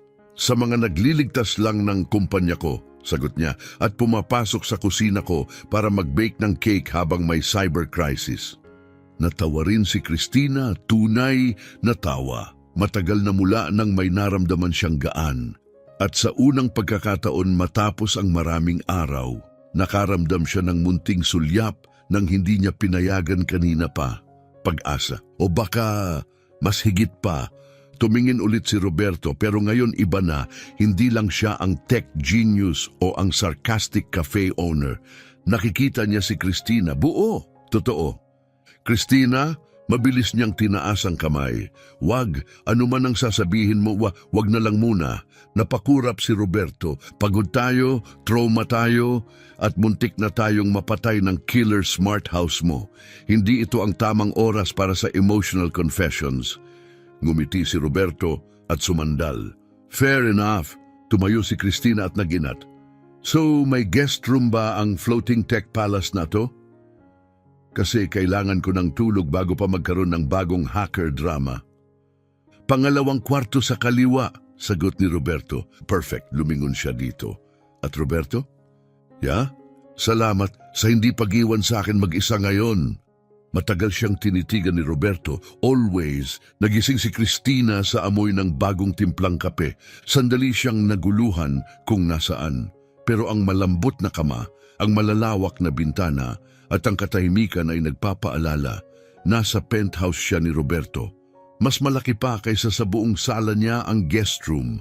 Ang kama, sobrang lambot na kailangan pa niyang kumbinsihin ang sarili na bumangon. Nakadamit pa rin siya mula kahapon, dahan-dahang lumabas at naglakad papuntang kusina humihikab. Nakatayo si Roberto sa tabi ng bintana, umiinom ng kape at nakatanaw sa skyline. Pagpasok niya, lumingon ito. Good morning, nakapagpahinga ka ba? Naginat si Cristina, gusot ang buhok. Mas okay kaysa sa inaasahan, considering na muntik na tayong mabilanggo sa smart apartment mo habang buhay. Ngumiti si Roberto at nagbuhos ng tasa para sa kanya.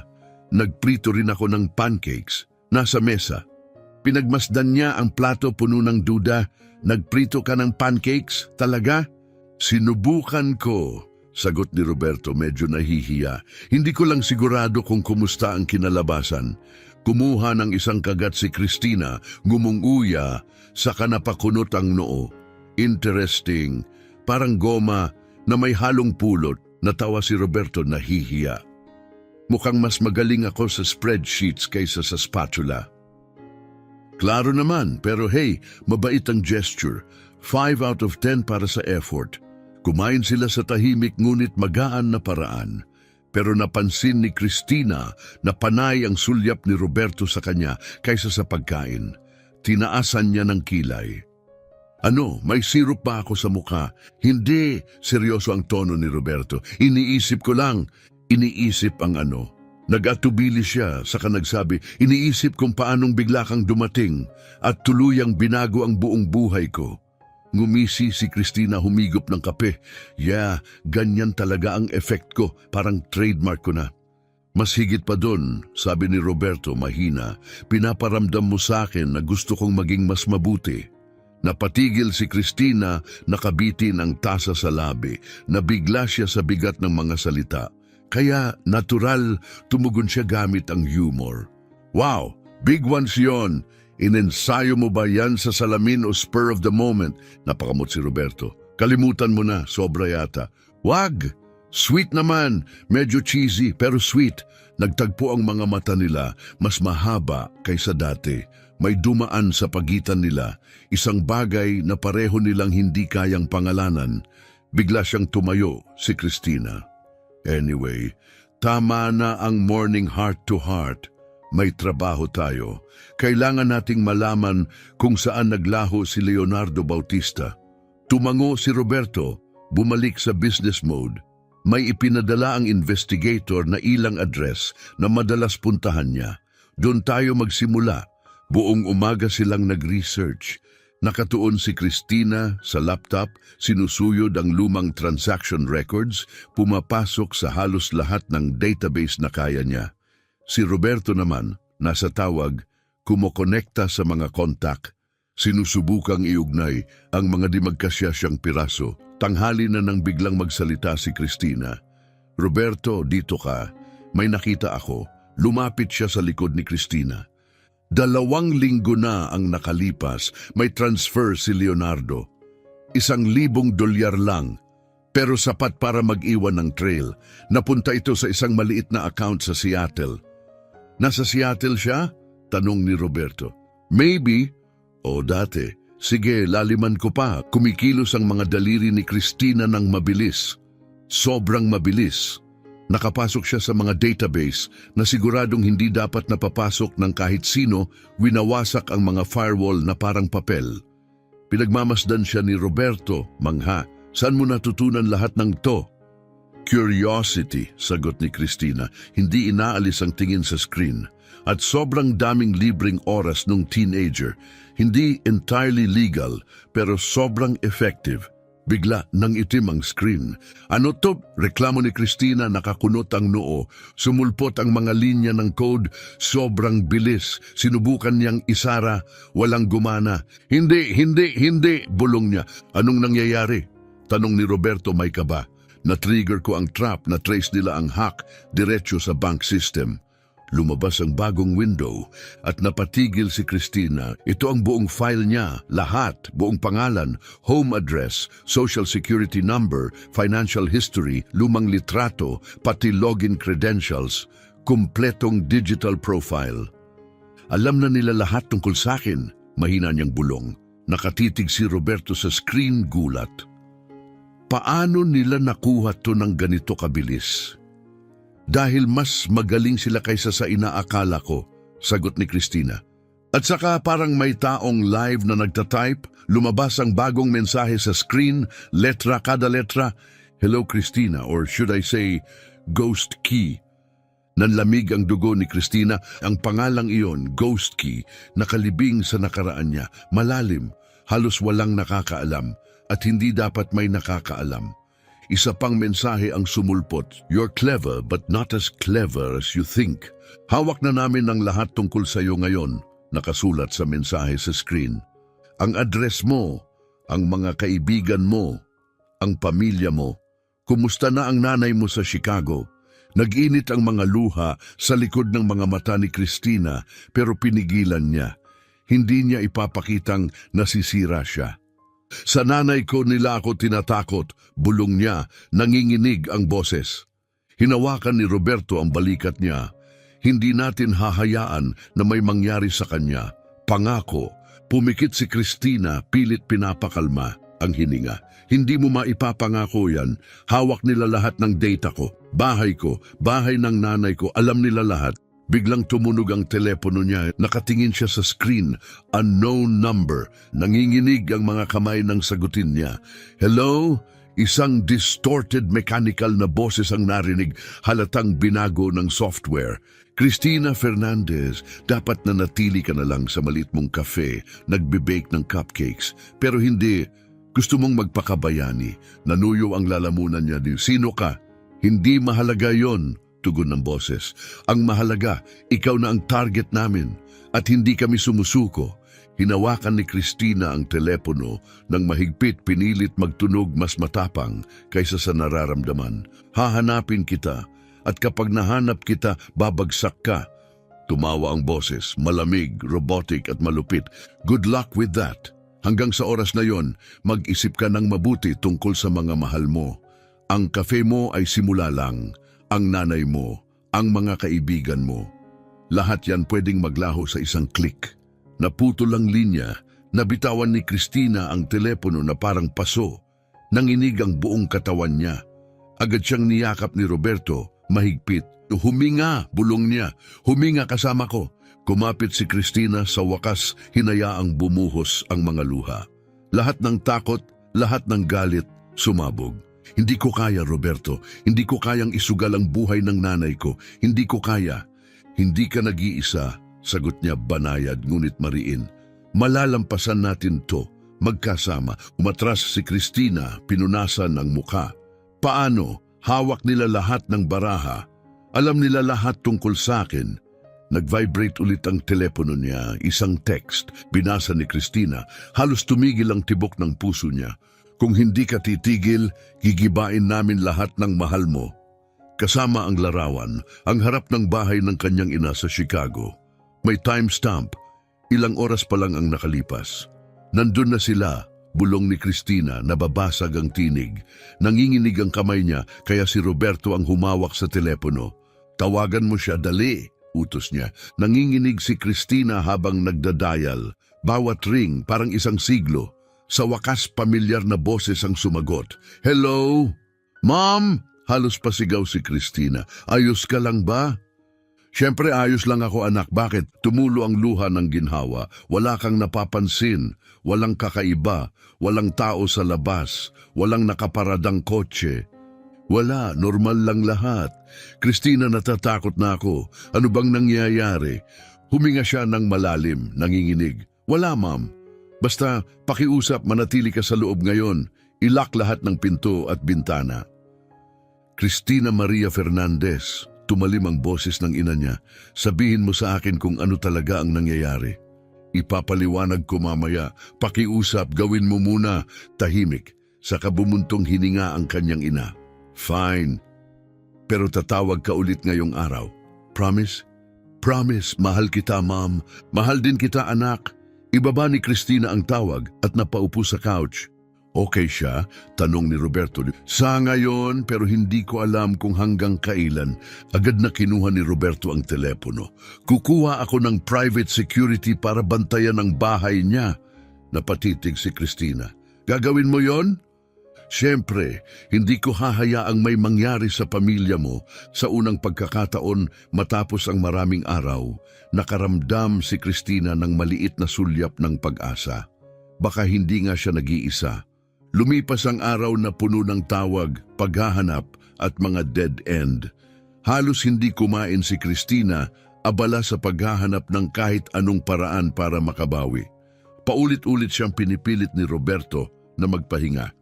Cristina, mauubos ka. Mas mabuti na ako ang maubos kaysa ang nanay ko, tugon niya. Bandang 11:00 ng gabi, muli siyang tinawagan. Ngayong beses, local number, Portland. Maingat niyang sinagot. Hello? Miss Fernandez? Kalmadong tinig. Ito ang Portland Police Department. May sitwasyon sa Sweet Cristina Cafe. Pwede ka bang pumunta? Nanlumo siya na anong nangyari. May break-in. Mas mabuti kung kayo na mismo ang makakita, ang sabi ng pulis. Umiikot iyon sa isip ni Cristina habang sila ni Roberto ay mabilis na nagmaneho sa mga kalsada ng Portland. Tahimik ang biyahe, mabigat ang tensyon. Nakapilipit ang tiyan ni Cristina, puno ng pinakamasasamang iniisip. Pagdating nila, may 2 police cruisers na nakaparada sa labas. Ang bintana na kamakailan lang nabasag, ngayon ay tuluyang giba. Ang pinto natanggal sa mga bisagra. Tumalon si Cristina palabas ng kotse, mabilis ang tibok ng puso at tumakbo papasok. Ngunit pinigilan siya ng isang unipormadong pulis. "Ma'am, hindi ko pa kayo pwedeng papasukin." "Kafe ko to," singhal ni Cristina. "Papasukin mo ako." Tumingin ang pulis sa kanyang kasama na tumango. Pumasok si Cristina at agad lumuhod. Wasak ang mundo niya, mga upuan na pira-piraso, mga mesa na nakataob. Ang glass display ng mga pastry, durog. Ang espresso machine, may mga yupi at basag, parang pinaghampas ng crowbar. Nagkalat ang pagkain sa sahig na parang basura. At sa mga dingding, gamit ang tumutulong pulang spray paint, isang nakakatindig balahibong mensahe, "Ghost key, you will be erased." Tinakpan ni Cristina ang bibig, pinipigil ang hagulgol na kumakalas sa kanyang lalamunan. Hindi lang ito simpleng break-in. Personal ito ang pangarap niya, ang takas niya, ang kalayaan niya. At ngayon, abo na lamang sa harap niya. Pumasok si Roberto napahinto rin.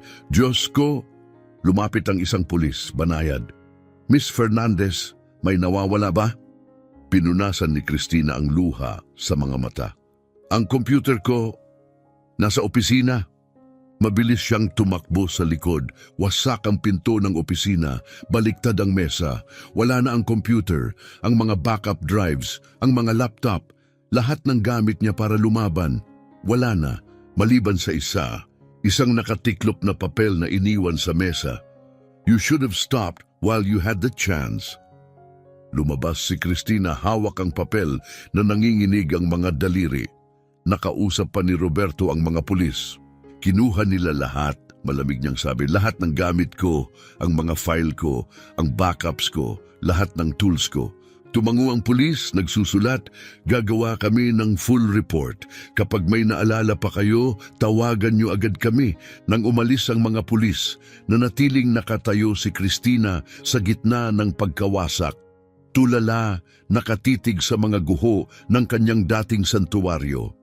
Lumapit si Roberto, maingat. "Cristina," tumawa siya, mapait at basag. "Alam mo ba ang nakakatawa? Akala ko talaga magkakaroon ako ng normal na buhay. Kape, cake, mga suking masaya. Ang tanga ko." "Hindi ka tanga," sagot ni Roberto. "Tao ka lang, nais mo lang mabuhay."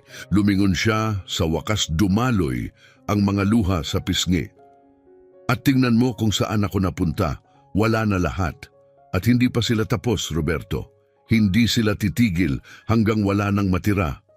Hinawakan ni Roberto nang mariin ang kanyang mga balikat. "Kung ganon, huwag mong hayaang manalo sila," sabi niya. "Lumaban ka." Nabasag ang boses niya. "Paano? Kinuha nila lahat, ang data ko, ang tech ko. Wala na akong gamit." "Nasa'yo pa rin ang sarili mo," sabi ni Roberto, mababa pero mariin ang tono. "Nasa'yo ang isip mo, ang lakas mo, ang apoy mo. Pwede nilang sirain ang kafe mo, pero hindi ikaw." Sa wakas, bumigay si Cristina, bumagsak sa mga bisig niya, umiiyak ng malakas, lahat ng takot, lahat ng galit, lahat ng pagkawala ibinuhos. "Natatakot ako," bulong niya. "Alam ko," sagot ni Roberto, mahigpit ang yakap. "Pero hindi ka nag-iisa, nandito ako. At haharapin natin to magkasama." Kumapit siya na parabang si Roberto na lang ang natitirang matibay sa mundong gumuho. Matagal silang nanatiling ganon, tahimik sa gitna ng pagkawasak. Sa huli, kumala si Cristina, pinunasan ng mga mata. Iba na ang itsura niya, mas matalim, mas matatag. "Gusto nila akong makita na basag," malamig ang boses niya. "Ipakikita ko sa kanila kung ano ang mangyayari kapag pinilit nila ang maling tao." Nakita ni Roberto ang apoy na muling bumalik sa kanyang mga mata. Ang unos na ngayoy bumabalik laban sa mga umatak. "Iyan ang Cristina na kilala ko. Tapos na akong tumakbo," sabi niya. "Ako naman ang hahabol sa kanila. At kapag nahanap ko kung sino ang gumawa nito, pagsisisihan nila." Lumapit si Roberto. "At sasamahan kita bawat hakbang." Tinitigan siya ni Cristina, talagang tinitigan sa unang pagkakataon. Hindi bilang bilyonaryong pumasok sa kafe niya. Hindi bilang taong hindi sinasadyang binalik siya sa mundong iniwan niya, kundi bilang tanging taong hindi lumayo kahit gaano pa kadelikado. Bakit mahina niyang tanong? Bakit ginagawa mo to? Bakit ka nagsusugal para sa akin? Lumapit si Roberto, marahang hinawakan ng kanyang mukha. Dahil ikaw ang pinakahindi ka panipaniwalang taong nakilala ko, sabi niya, nanginginig ang tinig. Dahil hinahamon mo ako, ina-inspire mo ako, dahil pinaparamdam mo sa akin na gusto kong maging mas mabuti. Nilunok niya ang kaba, at dahil sa tingin ko nahuhulog na ako sa iyo. Napatigil ang puso ni Cristina, hindi siya makapagsalita, hindi siya makapagtago sa biro, hindi siya makapagtakip gamit ang sarcasm, kaya sa halip, hinalikan niya siya desperado, mabagsik, puno ng lungkot, takot at pananabik, ipinahayag ang lahat ng hindi niya masabi. Nang maghiwalay sila, hingal, idinikit ni Cristina ang noo niya kay Roberto. Sa tingin ko nahuhulog na rin ako sa iyo, mahina niyang bulong. At mas nakakatakot yun kaysa sa kahit sinong hacker. Ngumiti si Roberto Banayad. Kung ganon matakot tayo, magkasama. Halos lumipat na si Cristina sa penthouse ni Roberto. Ang dati makinis at modernong opisina nito, ngayoy parang larangan ng digmaan. Mga papel na nakakalat sa bawat sulok, 3 laptop na sabay-sabay humuhuni, at mga kable na parang ugat na gumagapang sa mesa. Ang malamlam na liwanag ng maraming monitor ay nagtatapon ng kakaibang anino sa dilim. Si Roberto walang sawa sa pag-aalaga. Dala palagi ang bagong timplang kape kada 2 oras. Si Cristina halos hindi natutulog. Sa tuwing susubukan siyang kumbinsihin ni Roberto na magpahinga, iisa lang ang sagot niya. Magpapahinga ako kapag nakakulong na ang mga hacker na yon. Hanggang doon, kape at paghihiganti lang ang mga kaibigan ko. Kinuyog ni Cristina ang lahat ng files ng TechNexus. Bawat kahina-hinalang transaksyon. Bawat empleyadong biglang natanggal o nag-resign sa di maipaliwanag na dahilan nitong nakaraang 5 taon. Gumawa siya ng mga timeline, kumumpara ng records, naghahanap ng pattern, sigurado siya nakatago roon ang katotohanan. Sa 3 gabi, 3:00 ng umaga, bigla siyang napabalikwas mula sa upuan. Got it, sigaw niya. Nagising si Roberto mula sa couch, agad lumapit. Ano? Anong nakita mo? Itinuro ni Cristina ang screen na kumikislap. Namumula ang mga mata sa puyat, pero kumikislap ang kislap ng tagumpay. Ang leader, alam ko na kung sino siya. Nasa screen ng profile ng isang babae, maitim ang buhok, matalim ang mukha, seryosong ekspresyon. Nasa ilalim, Alma Rodriguez. Kumunot ang noo ni Roberto. Alma, parang pamilyar. Dati siyang nagtatrabaho dito, sagot ni Cristina, at hindi lang basta empleyado. Siya ang head of cybersecurity mo. Biglang nanumbalik ang alaala kay Roberto. Oo nga, sobrang galing niya. Isa sa pinakamahusay. Pero natanggal siya, di ba? 3 taon na ang nakalipas, kumpirma ni Cristina. Si Antonio ang nagsabing tinangka niyang ibenta ang data ng kumpanya sa kalaban. Pero yung ebidensya, kailanman hindi lumabas. At tinanggal mo siya agad. Napahawak si Roberto sa mukha, naaalala ang eskandalo. Pinilit ako ni Antonio, may daw siyang ebidensya. Na maginhawang hindi kailanman lumitaw, malamig na sagot ni Cristina. Naubos lahat kay Alma, karera niya, reputasyon. Wala nang gustong kumuha sa kanya pagkatapos noon. Gusto niyang maghiganti, bulong ni Roberto, nabubuo ang larawan. Hindi, sagot ni Cristina, nakatutok ang mga mata sa screen. Ang gusto niya paglipol. Lalong lumalim ang paghuhukay ni Cristina. Hindi na tahimik si Alma matapos matanggal. May binuo siya, isang team, isang network, isang digital army, grupo ng mga elite programmers at cybersecurity experts. Marami sa kanila dating empleyado ng iba't ibang tech companies, mga taong tulad niya na pinabayaan, tinakwil, itinapon. Mga henyo na lahat, may galit, bulong ni Cristina. Hindi lang ito basta plano, inarkitekto niya ito, ilang taon ang inubos niya. Kinuha niya si Antonio, sabi ni Roberto, naglalakad paikot. Baka pati si Leonardo Bautista, isa ring pawn. Hindi lang paghihiganti, sabi ni Roberto, isang sabwatan. Isang tahimik na digmaan, tugon ni Cristina, at hindi natin namalayang kasali na tayo. Nakatitig si Roberto sa screen. Paano natin ito hindi nakita? Dahil kasing galing ko siya, sagot ni Cristina. O baka mas magaling pa. Huminga ng malalim si Cristina. Klaro ang susunod na hakbang. Hahamunin ko siya. Mabilis na lumingon si Roberto. Paano? Hack-in ko ang system niya. Mag-iiwan ako ng mensaheng siya lang ang makakakilala. Pipilitin ko siyang sumagot. Pwede siyang naghihintay lang. Baka patibong yon. Alam ko, sagot ni Cristina. Pero ito lang ang paraan para matapos to. Ilang oras siyang naghanda, firewalls, decoys, exit points, countermeasures para sa countermeasures. Pagsikat ng araw, tumingin siya kay Roberto. Kapag pumalpak to at nawala ulit lahat sa akin, huwag mong hayaang madamay ka. Hinawakan ni Roberto ang kamay niya, hindi papalpak. Ikaw ang pinakamahusay. Ngumiti si Cristina pagod pero matapang. Malalaman natin ngayon. Pumasok siya sa server ni Alma, parang surgeon. Isang maze ng depensa ang bumulaga, layers ng encryption, mga trap para durugin ang sinumang sumubok. Pero gumalaw si Cristina na parang sariling system niya ito. Dahil kung siya ang nagdisenyo, ganon din ang itsura nito. 15 minuto ang lumipas. Nasa core na siya. Nag-iwan siya ng mensahe, "Hello Alma, Ghost Key here, time to finish this." Ang sagot dumating agad, "Matapang ka o sobrang hangal?" "Siguro pareho," balik ni Cristina. "Sinira mo ang kafe ko, tinakot mo ang pamilya ko. Ngayon, personal na ito." "Matagal ng personal," sagot ni Alma. "Mula nang piliin mong tulungan ang lalaking sumira sa buhay ko." Nangingitim ang mukha ni Roberto habang binabasa sa likod niya. Hindi siya sumira ng anuman. Mabilis na type ni Cristina. "Inakusahan kang nagtaksil." "Mga huwad na paratang," mabilis ang tugon. "Si Antonio ang nagsinungaling at naniwala agad si Roberto. Itinapon ako na parang basura." Nanlamig si Roberto. "Kung hindi totoo, bakit hindi mo pinatunayan ang sarili mo?" tanong ni Cristina. Tahimik sandali. Pagkatapos, dahil walang gustong makinig, lahat naniwala kay Antonio, ang golden boy. Kaya tumigil na akong maging inosente kung gagawin nila akong kriminal.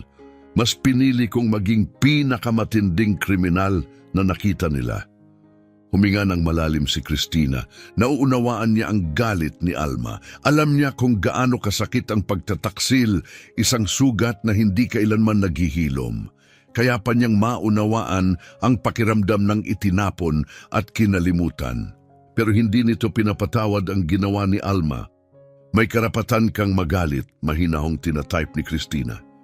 "Pero ang wasakin, ang buhay ng mga inosente, hindi nito maayos ang ginawa nila sa'yo." Mabilis at malamig ang sagot. "Inosente, walang inosente sa kumpanyang yon. Lahat alam, lahat nanahimik." Napatigil si Cristina, nakabitin ang mga daliri sa keyboard. "At ako?" tanong niya. "Anong ginawa ko sa'yo? Bakit winasak mo ang kafe ko? Bakit tinakot mo ang pamilya ko?" Tahimik. Pagkatapos lumitaw ang sagot, "Pumili ka ng maling panig at dahil doon naging kalaban kita." Sumiklab ang galit ni Cristina. "Kung ganon, tapusin na natin to," tinatype niya. "Ikaw at ako, ngayon na." "Ikinalulugod ko," sagot ni Alma. Ang sumunod, hindi pa kailanman nakita ni Roberto. Dalawang henyo nakalak sa cyber duel na parang bagyong hindi mapigil. Lumilipad ang code sa mga screen na parang apoy. Nagkakabitwasak ang mga sistema sa loob ng ilang segundo. Mabilis ang mga kamay ni Cristina, parang nagliliyab sa keyboard. Mabilis si Alma, matalino, malupit. Bawat firewall na itinatayo ni Cristina binabasag ni Alma. Bawat ataking inilulunsad ni Cristina, kina-counter niya. Ito'y digital chess sa bilis ng kidlat. At unti-unting napag-iiwanan si Cristina. "Hindi ko kaya," bulong niya pawis sa noo. Lagi siyang isang hakbang sa unahan. Lumuhod si Roberto sa tabi niya, matatag ang boses. "Naalala mo ba ang unang araw sa TechNexus? Tumating ka lang, may hawak na pizza, walang gamit, walang paghahanda, pero nailigtas mo ang lahat. Tumitig siya sa kanya, dahil kamangha-mangha ka. Nagtama ang mga mata nila, pagod pero may ningning. Tama ka, bulong ni Christina. Ginawa ko yon kasi handa akong isugal ang lahat. Bumalik siya sa screen na may bagong apoy. Wala nang depensa, all in. Nagpasabog si Christina ng 50 sabayang intrusion. Nilunod ang system ni Alma sa magulong atake mula sa lahat ng anggulo. Mga redirected payloads, conflicting data packets, isang simponya ng kaguluhan. Nagagawa mo, gulat na tanong ni Roberto. Isinusugal ko ang lahat sa isang galaw. Napakalaki ng risk kapag pumalpak, makukuha ni Alma ang buong network ni Christina at ni Roberto. Pero kung gagana, kumurap ang mga screen, minsan, dalawa, at nagkulay berde, naglabasan ng mga notification, IP addresses, server logs, access points, mga pangalan, nabasag ni Christina ang system. Nagawa ko, bulong niya, halos hindi makapaniwala. Nagawa ko! Natawa si Roberto, huminga ng malalim at mahigpit siyang niyakap. Alam kong kaya mo. Kinopya agad ni Christina ang buong data cache at ipinadala sa law enforcement kasama ang lahat ng ebidensya na nakalap niya nitong nakaraang linggo. 15 minuto ang lumipas, tumawag ang pulis. Units are en route. Gumagalaw na kami. Sumama sina Christina at Roberto sa response team papunta sa isang lumang warehouse sa gilid ng Portland, ang huling kilalang lokasyon ni Alma. Nilusob ng mga pulis ang gusali, armado. Naghintay sina Christina at Roberto sa labas, kabado, 10 mahabang minuto. Paglabas ng isang opisyal, umiling ito. Wala, umalis sila kamakailan lang. Mainit pa ang kagamitan. Nanlumo si Christina. Nakatakas siya. Wala na si Alma. Hinawakan siya ni Roberto sa balikat, pero tapos na ang team niya. Hawak na natin ang mga pangalan, ang mga lokasyon. Siya na lang mag-isa. Tumango si Christina pero alam niyang hindi pa tapos. Hindi pa. Pagbalik nila sa kotse, sabay na nag-buzz ang kanilang mga phone. Isang mensahe, parehong numero, binasa ni Christina malakas. Panalo ka sa laban na to pero malayo pa ang digmaan. Babalik ako. At kapag bumalik ako, mawawala lahat sa iyo. Yan ang pangako. Lumipas ang 5 araw sa ilalim ng tensyon. Sinubukan ni na Christina at Roberto bumalik sa normal, pero wala nang normal. Bawat katok sa pinto, bawat anino sa kalye, nagpapatigil sa kanila. Ligtas si Christina's mom sa Chicago, bantay ng security. Pinatibay ng TechNexus ang lahat ng digital na pader at protocol at sinimulan ni Christina ang plano para muling itayo ang Sweet Christina. Hindi dahil kailangan niya ito, kundi dahil hindi siya papayag na manalo ang kalaban. Ngunit sa ika-5 araw, muling nagbago ang lahat. Nasa meeting si Roberto nang dumating ang tawag. Hindi man lang siya umupo, tumakbo agad. Pagdating sa penthouse, hingal. Nadatnan niyang si Christina ay nasa kitchen island, gumuguhit ng layout para sa muling pagtatayo ng kafe. Nahuli na siya, sigaw ni Roberto. Nabitawan ni Christina ang ballpen. Sino? Si Alma at buong team niya. Naaresto na sila. Tumayo si Christina, gulat. Paano? Saan? Ngumiti si Roberto, hindi pa rin makapaniwala. FBI. Na-trace siya malapit sa Canadian border. Isang bayan, Tyre. Tumigil siya, saka nagdagdag. At hindi siya nag-iisa. Kasama niya si Leonardo Bautista. Nanlaki ang mga mata ni Christina. Yung board member na nawala? Eksakto. Pero ito ang twist. Hindi siya kakampi ni Alma. Nakunot ang noo ni Christina. Hindi. Dahan-dahang tumango si Roberto. Lumabas, hindi nagtago si Leonardo kasama si Alma. Tumatakas siya mula sa kanya. Umupo si Roberto sa tabi ni Christina sa couch at ipinaliwanag ang lahat ng sinabi ng FBI. Sa simula, oo, tumulong si Leonardo sa kanya. Sabi niya, nakumbinsi siya ni Alma na sabay nilang pababagsakin ng TechNexus. Hahatiin ang kita, aalis na mayaman. Pero nang maaresto si Antonio, nagpanik si Leonardo, gusto na niyang umatras. Sumandal si Christina, nakakunot ang noo. Anong ginawa ni Alma? Tinakot siya, ang asawa niya, ang mga anak niya.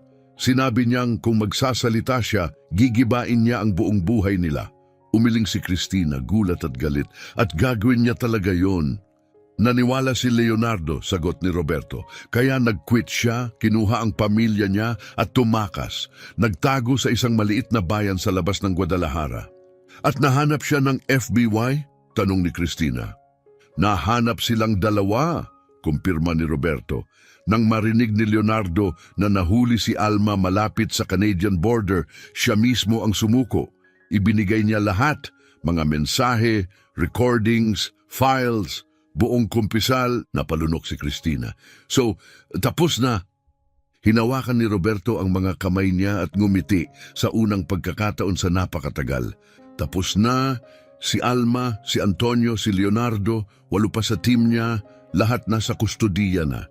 Kinasuhan ng hacking, blackmail, threats, cyberterrorism. Matagal silang makukulong. Bumigay ang tuhod ni Cristina habang sumalpok ang ginhawa. Umupo siya sa couch, luha ang bumuhos. Hindi ako makapaniwala, totoo na. Tapos na, nyakap siya ni Roberto ng mahigpit. Ginawa mo, nailigtas mo ulit ang lahat. Tumawa si Cristina sa gitna ng luha. Ginawa natin, magkasama. Nagtagal sila sa ganun, magkahawak ligtas sa tagumpay. At gabing iyon sa unang pagkakataon, matapos ang ilang linggo, mahimbing na nakatulog si Cristina. Walang bangungot, parang panaginip ang mga sumunod na araw. Sinimulang buuin muli ni Cristina ang Sweet Cristina gamit ang insurance payout. Binago niya ang lahat, ilaw, layout, enerhiya. Muli, pangarap niya ito. Mas matibay ngayon. Si Roberto naman ibinalik ang buong atensyon sa TechNexus. Wala nang mga trader na executives, wala nang sikreto. At silang dalawa sa wakas, sinimulan ang tuklasin kung paano mabuhay bilang tunay na magkasintahan. Pero tulad ng hacking, hindi rin madaling i-navigate ang pagde-date. Unang subok, isang 5-star French restaurant. Pumasok si Cristina na naka-jeans at graphic tee. Ang lahat ng tao roon parang galing sa fashion magazine. Hindi mo sinabi na fancy ang lugar na to, bulong niya. Akala ko obvious na sa pangalan, sagot ni Roberto. Le Bernardin, pwede namang pizza place yon. Hindi ako marunong mag-French.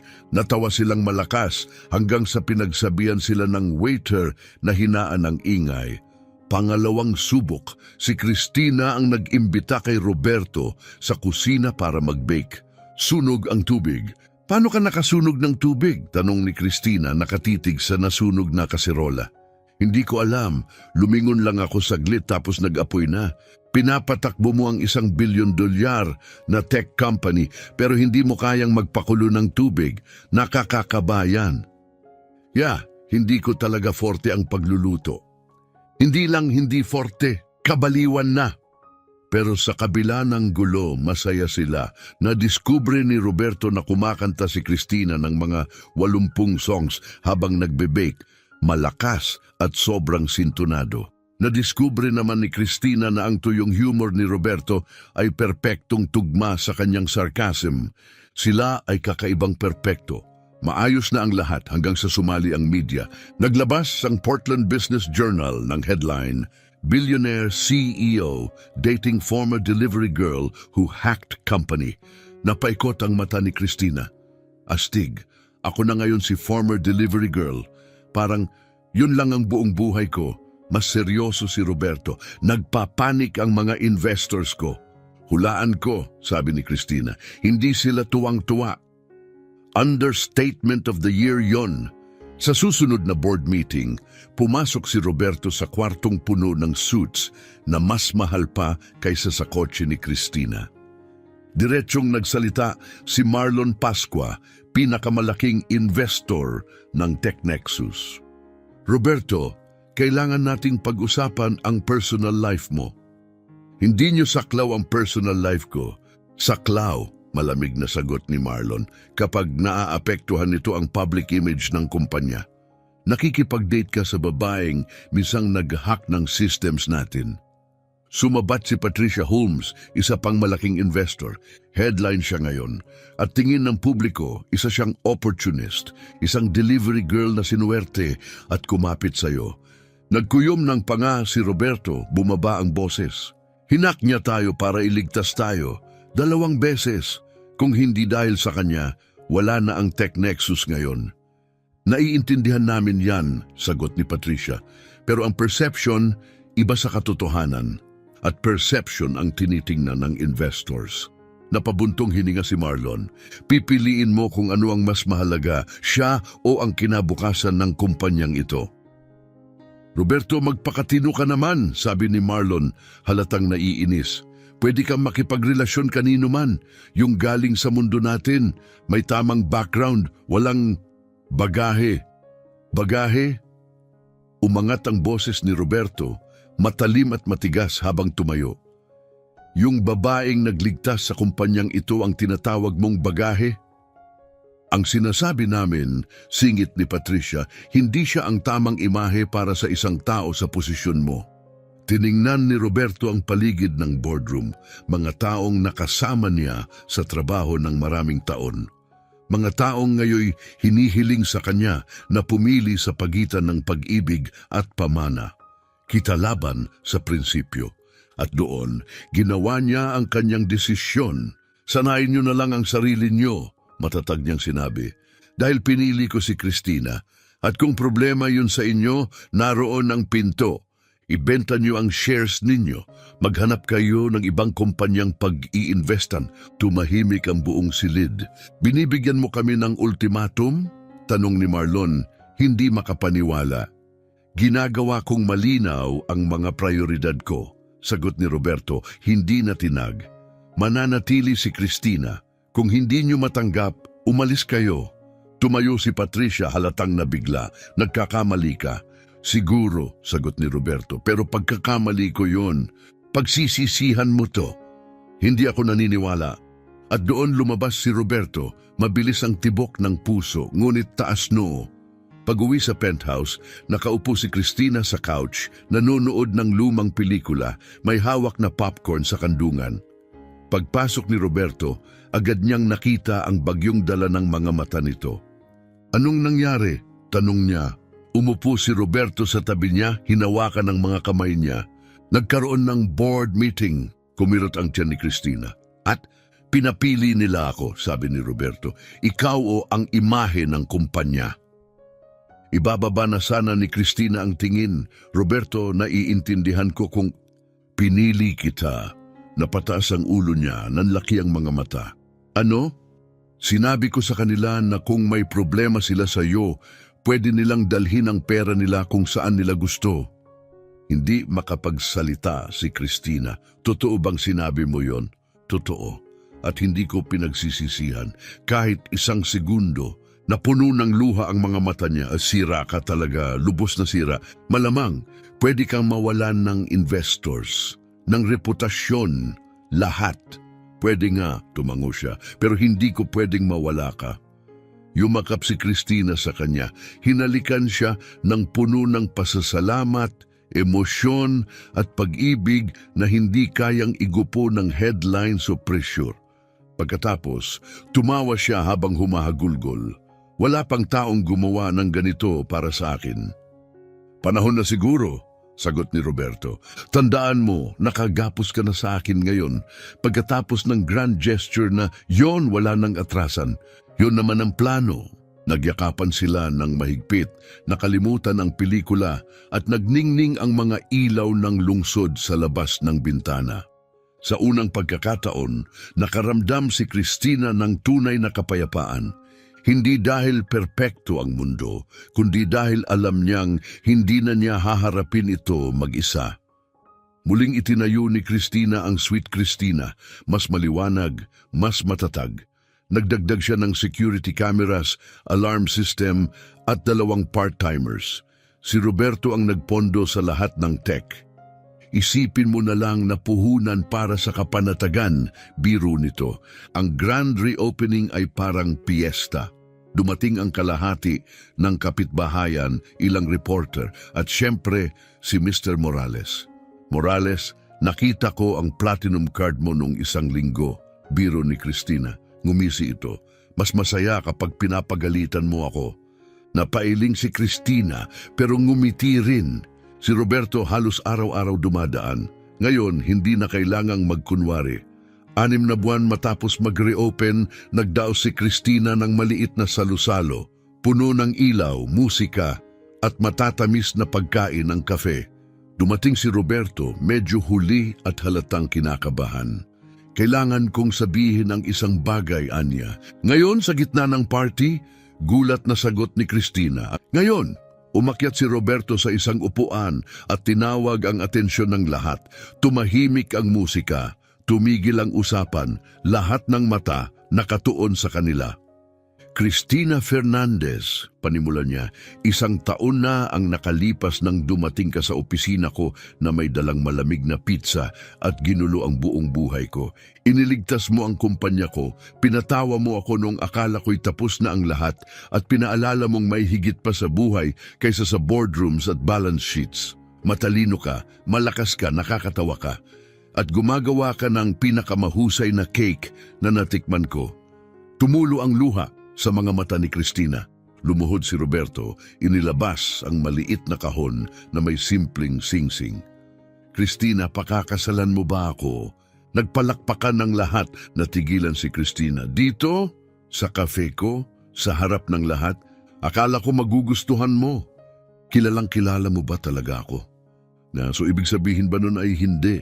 Tiningnan niya ito, ang singsing at ang mga taong nakatitig.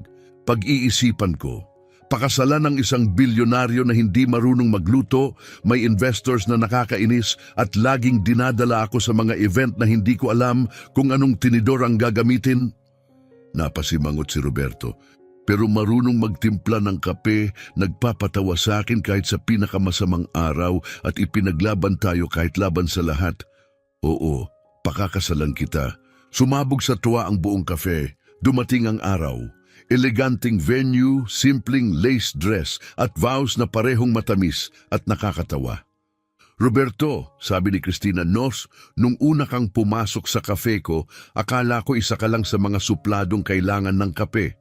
Hindi ko inakalang magiging pinakamahalagang tao ka sa buhay ko. Nangangako akong mamahalin ka, tatawanan ang pagluluto mo at susubukan hindi matawa kapag sinusunog mo ang toast. Nagpahid ng luha si Roberto. Christina, dumating ka sa buhay ko na may dalang pizza at lahat nagbago. Iniligtas mo ako sa hackers, sa kalungkutan, sa buhay na parang walang laman. Nangangako akong mamahalin ka, susuportahan ka at baka matuto pa akong magluto. Wag na, bulong ni Christina, ikinatawa ng lahat. Naghalikan sila habang pumapalakpak ang lahat, habang sumasayaw sa unang sayaw, nagbiro si Christina. Pangit tayo rito. Kasumpa-sumpa, sagot ni Roberto, pero masaya ako. Masaya rin ako. Luminga siya, nakita ang kanyang nanay, si Mr. Morales na nilalamon ng cake at mga customer na nagtatawanan kasama ang mga executive. Chaos, pero perpekto. Ang umiti si Christina. Grabe, lahat ng to nagsimula lang sa malamig na pizza at mga hacker. Hinalikan siya ni Roberto sa noo. Best origin story ever. Yeah, pero hindi ko irerekomenda. Sobrang stressful. Worth it? Tinitigan ni Christina ang mga mata nito, puno ng pag-ibig at pangako. Walang duda. Dahil sa huli, hindi mahalaga kung saan siya nanggaling. Hindi mahalaga kung anong sabi ng headlines. Hindi mahalaga kung dati nagde-deliver lang siya ng pizza. Ang mahalaga ay ito, ang pag-ibig na itinayo nila magkasama.